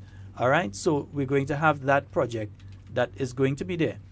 But remember as well, BNTF, which nearly closed down. And we're not just saying that. I could, all if you watch, all your clips today, we playing clip for all you, man. This one is from the 4th of December, 2013. BNTF's project manager, Isaac Bagwan, while making remarks at the south turning of the reconstruction of the Top Hill Senior Citizens Home in Carriacou last Friday, says BNTF has been facing many challenges in reporting to the Caribbean Development Bank. He says the challenges are due to their inability to complete projects on time. As a result of this, Operations Officer of the bank, George Yearwood, is presently on island to go through supervision of the office and the projects, Mr. Bagwan says. And part of this visit is to look and see the operations of the office, the operations as it relates to our stakeholders, what is happening to all the programs that we have on stream, those that have been implemented and those that has been planned. So his visit is timely in this regard. Mr. Yearwood's visit is more than timely in many respects, the project manager says. It is important because we are the BNTF office. We have a number of programs that are running concurrently. In fact, the BNTF 5th program, which should have ended in 2009, is still ongoing. And the bank is very concerned about that because that project, normally these projects have a 5-year duration, a cycle. But yet we're still going, and in fact, I'm happy, but we cannot prolong much longer because 2 of the important projects that were still pending under the 5th program, we were able to get it off the ground. That is the Princess Royal water system upgrade, that building of the tank. And only yesterday we completed maintenance management training workshop under the 5th program. That more or less would bring the 5th program to an end. The 6th BNTF program is ongoing and should come to an end in December. However, due to certain delays, the BNTF will not be able to meet the deadline. Mr. Bagwan says he is hopeful that with Mr. Yearwood's visit, an extension will be given. We was able to speak to the bank, and most likely the bank would extend for another 6 months or so. This is an excellent window of opportunity for us because we have quite a number of projects still pending. And based on, I wouldn't want to preempt what Mr. Yearwood would say, but based on what you have seen and based on the progress that we have made in terms of reporting to the bank on our activities, doing our audits and making sure that structures are in place, I think that the bank have developed some additional confidence, and hence the additional projects that were pending would roll out. If the BNTF does not get its project on scheduled deadline path, funding can be diverted to other agencies, Mr. Bagwan says. Sherry-Ann Noel, CC6 Newsnight.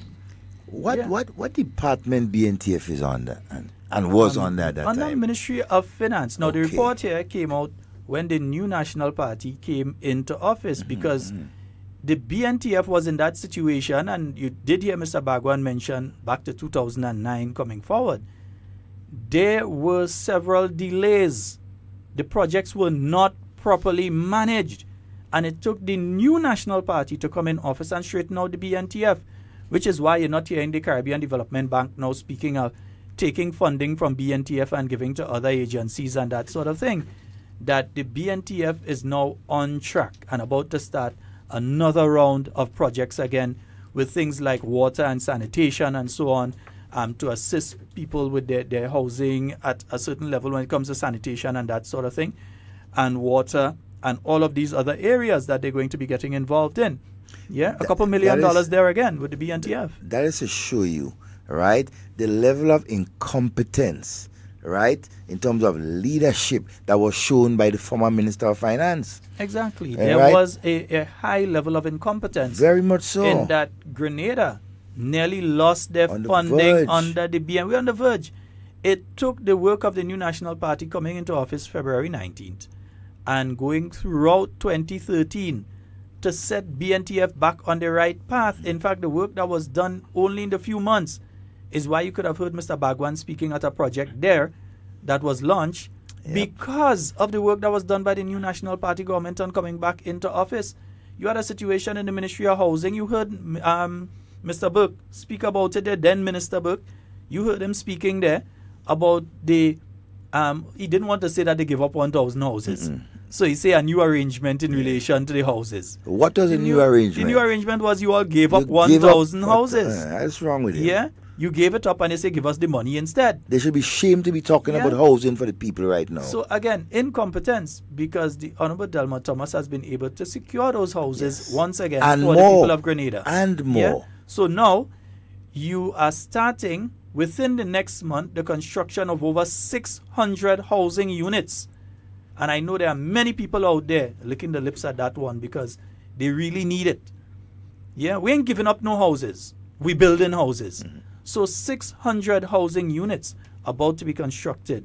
Yeah, it's not going to be constructed in 6 months. Yeah, you have to look at least a 2-year rollout. Because unlike what the NDC did, when they do the houses and they didn't do drainage, so you have, up to this day, still having problem when it comes to the sewer system because it was not put in place proper, and the electrical system and so on. We are going to make sure that it is done properly, that the sewer system is put in properly, together with the National Water and Sewage Authority and with Grenlec when it comes to the electricity grid that's being put in place there. Not just build the place and then after you decide, oh shoot, you know, we need to put in toilet and thing inside here, what are we going to do? What is going to do? Build latrine behind all them place? You know, Sheldon, another very interesting thing that was said during the budget presentation and so on, there were comments made, was the whole question of the upgrade of the Morris Bishop International Airport. And it seems to be the most contentious statement that was made yesterday. The Prime Minister spoke of that additional, what some people, as he said, runway. And I think that would have been a mistaken word. Yes. What it actually is a taxiway. Now, for those of you who may know the original plans for the Point Celine International Airport, it was supposed to be structured similar to what you see in Barbados right now, where the planes can land up on a taxiway. That's a strip between the present runway and the terminal building. In that space between there. In Barbados, there's a taxiway there. So sometimes you're landing and you realize you see 3 or 4 planes line up in order to leave. Yeah, so the taxiway is basically an area, instead of putting all the planes on the apron, as happens in Grenada, and is a potentially dangerous situation at a point in time when you have 3 or 4 large aircraft in the island. Yeah, it may not be every day, but once it happens, it is a dangerous situation. The better way to do that is to have that taxiway and the causeways. Apart from the taxiway, you have different entrances from the taxiway to the runway. So small planes, larger planes, medium-sized planes can all go in line. They line up. They say, okay, the first one, that takes off. The second one, that takes off. The third one, that takes off, that sort of thing. Now, some have been saying, why focus on that now? Now, the Airport Authority is a body that is what you call a statutory body. They have done their investigations. They have done their models. And for what they are seeing, it is absolutely necessary, especially considering global trends. Because we could find our airport losing its status that it has right now, its grading that it has right now. It could lose that grading in the near future if these upgrades don't take place. And you're not just speaking about that additional strip for the taxiway. Yeah? You're also speaking of the bridges. Some people say jet bridges, but it's like the tunnel that connects to the plane, so that a person in a wheelchair could basically come from the terminal building and go straight into the plane. Instead of what happens now, where you have to see some people go in and basically lift somebody. You have to drive them out. Yeah. And if rain is falling, forget it. Nobody ain't getting onto that plane until the rain stops. Yeah, so you're delaying flights and that sort of thing. You're messing up the entire regional and international at times schedule because rain is falling in Grenada.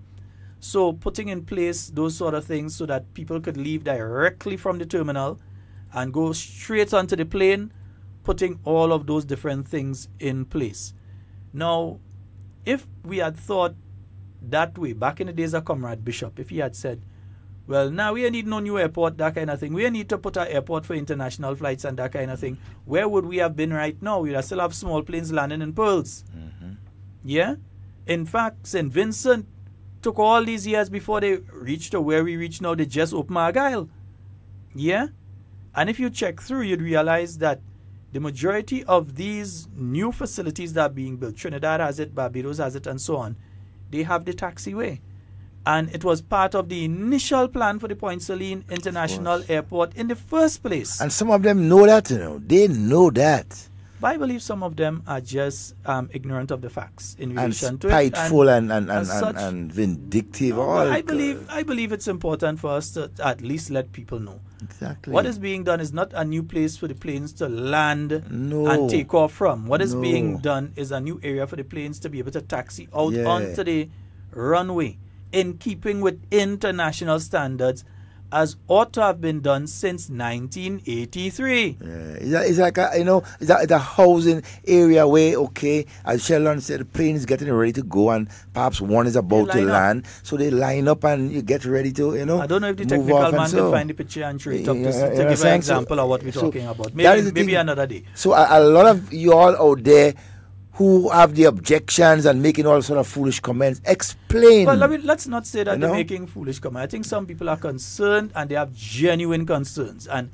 I'll always be the person to say, I am willing to listen. I think people have genuine concerns. And the reason being, Devon, I won't say it's foolish. The reason I'll say some of them. No, but why I'd say it's genuine concerns? The politicians? No, but hold on. They know that it's going to cost a couple $1 million.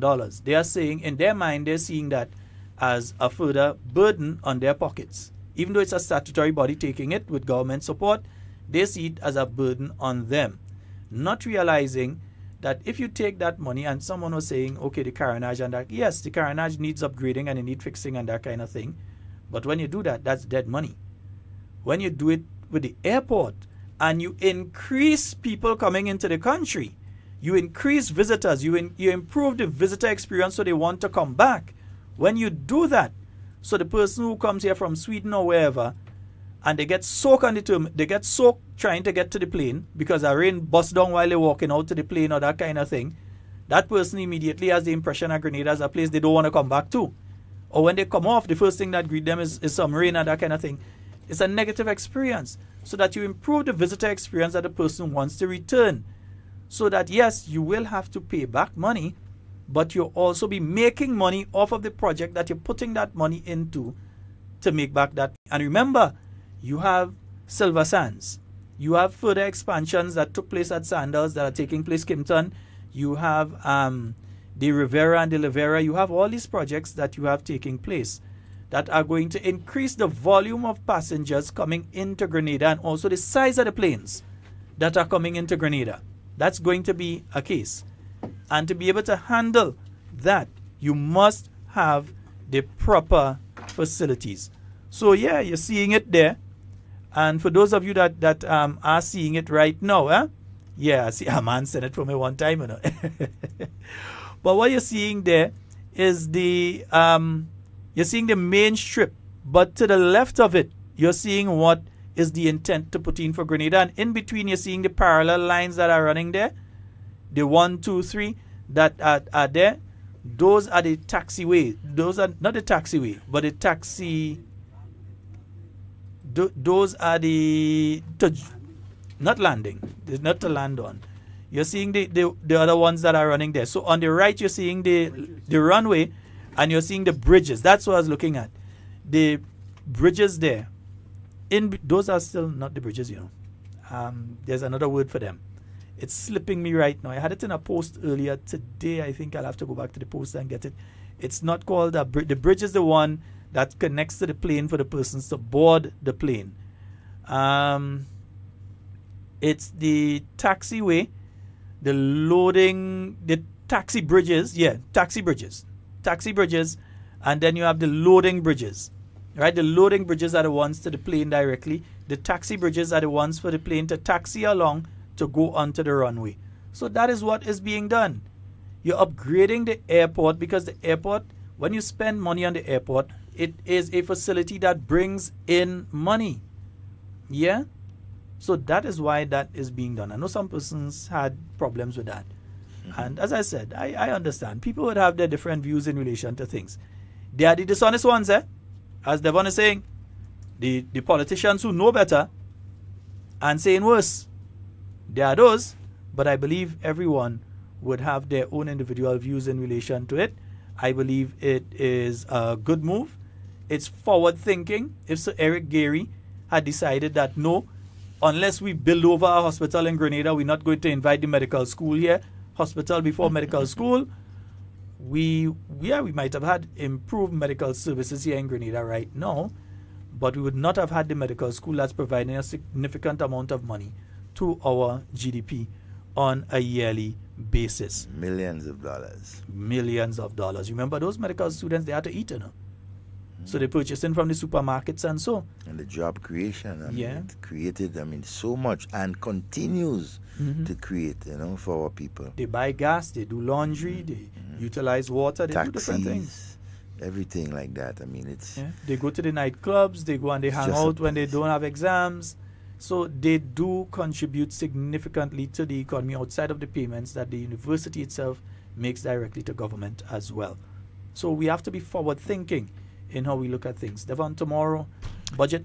Budget, again, the analytical part of the budget is when the different line ministers and so, or MPs will focus on the particular, for example, those of them who have ministries will focus on the Ministry of Agriculture, what is there, what it means, right, for the over $20 million, $30 million allocated for agriculture, right, and for sports and education, the over $40 million that is over allocated, what it is for, what will it be spent on. And so this is where it comes down. Yeah, this is where you get the detail. I think I heard, I didn't hear the statement myself, but it would be a very unfortunate statement if Senator Burke did make that statement that the Prime Minister didn't go into enough detail.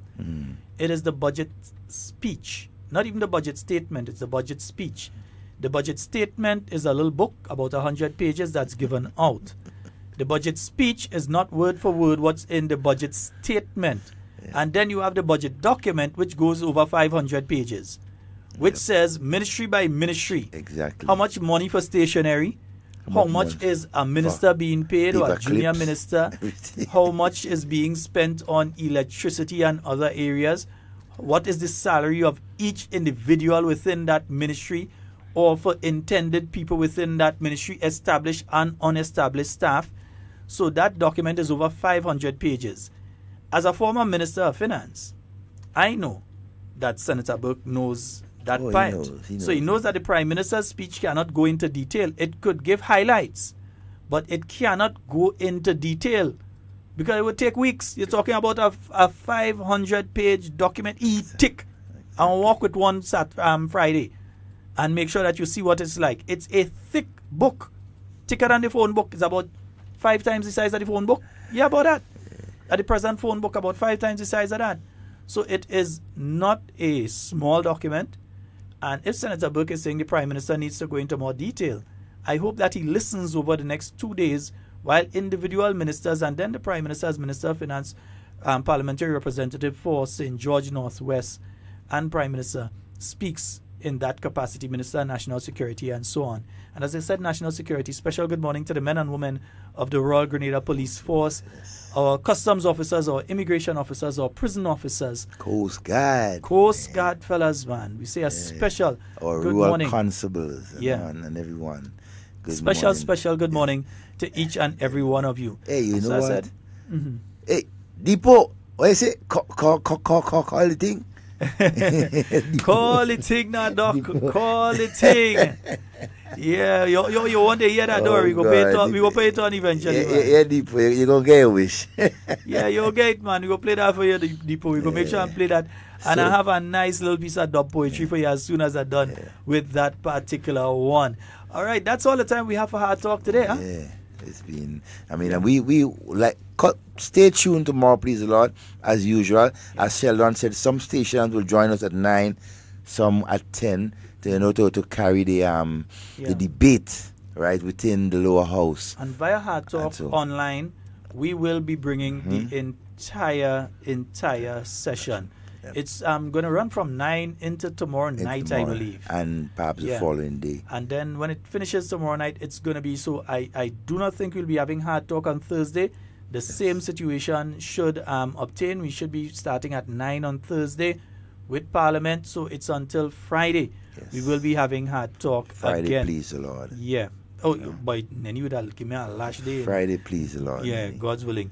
All right, so that's all the time we have for Hard Talk today. It's been wonderful being here with you. My name is Sheldon Scott. I'm Devon Romain. And in whatever you say and do it safe and secure. Want to be speaking to and with you. And not about you. Love each and every one of you. Those of you online, love you, love you, love you, love you, love you. And, all right. And we testify. Yes, we indeed testify. Stay up to date with all that's happening with the new National Party, NNP. Send us a message via text or WhatsApp on 405-8683 with your name, email, and constituency. Stay in the know with NNP. Get updated.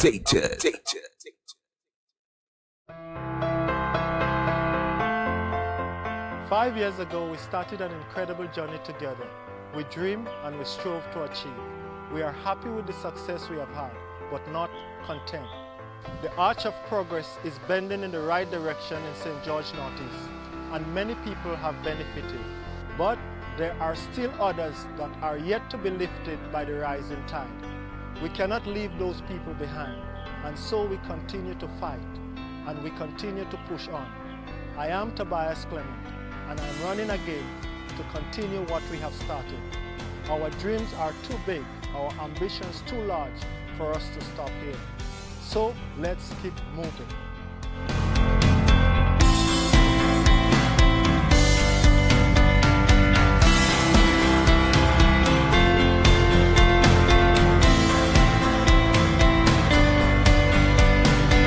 Stay up to date with all that's happening with the new National Party, NNP. Send us a message via text or WhatsApp on 405-8683 with your name, email, and constituency. Stay in the know with NNP. Get updated. I am Pamela Moses, and I have offered myself to be the next parliamentary representative for my people of St. Patrick's East. I see this as the next step in my life journey of service to people, and my determination to give back to my community, a community that has always lifted me up. I am particularly passionate about issues affecting youth, and as your MP, will be championing policies and programs that will further empower our young people, as well as our adult male and females all across Grenada, but particularly in St. Patrick's East. I am pleased to have joined a team that has delivered for Grenada. But there is more work to be done, and so we shall keep moving.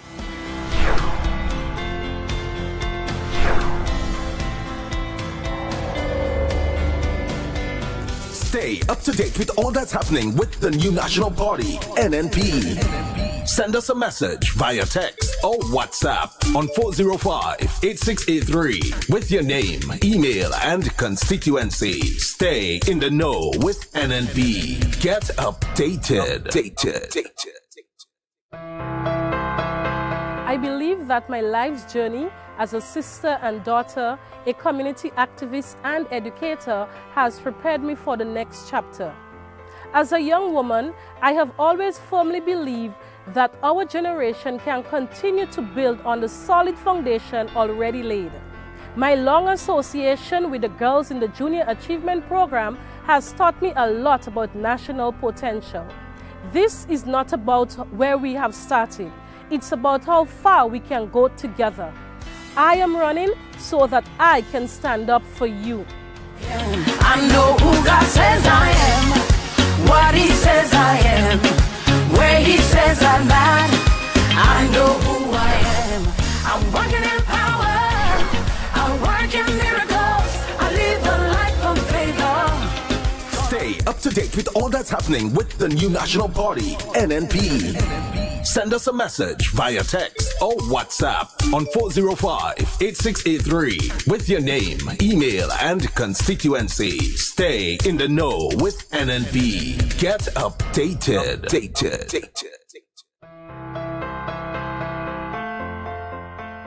I am Kendra Matthew Stewart, and I am honored to have answered the call for service. The people of Carriacou and Petite Martinique are dear to my heart.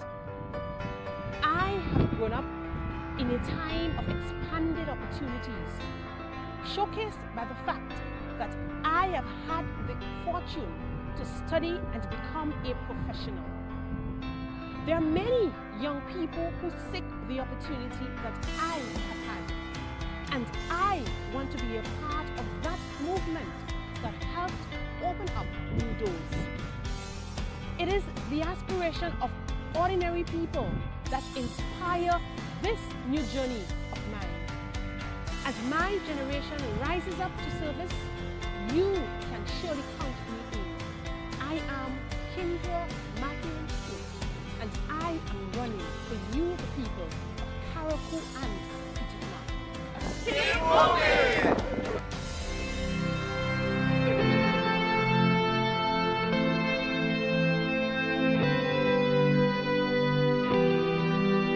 Stay up to date with all that's happening with the new National Party, NNP. Send us a message via text or WhatsApp on 405-8683 with your name, email, and constituency. Stay in the know with NNP. Get updated.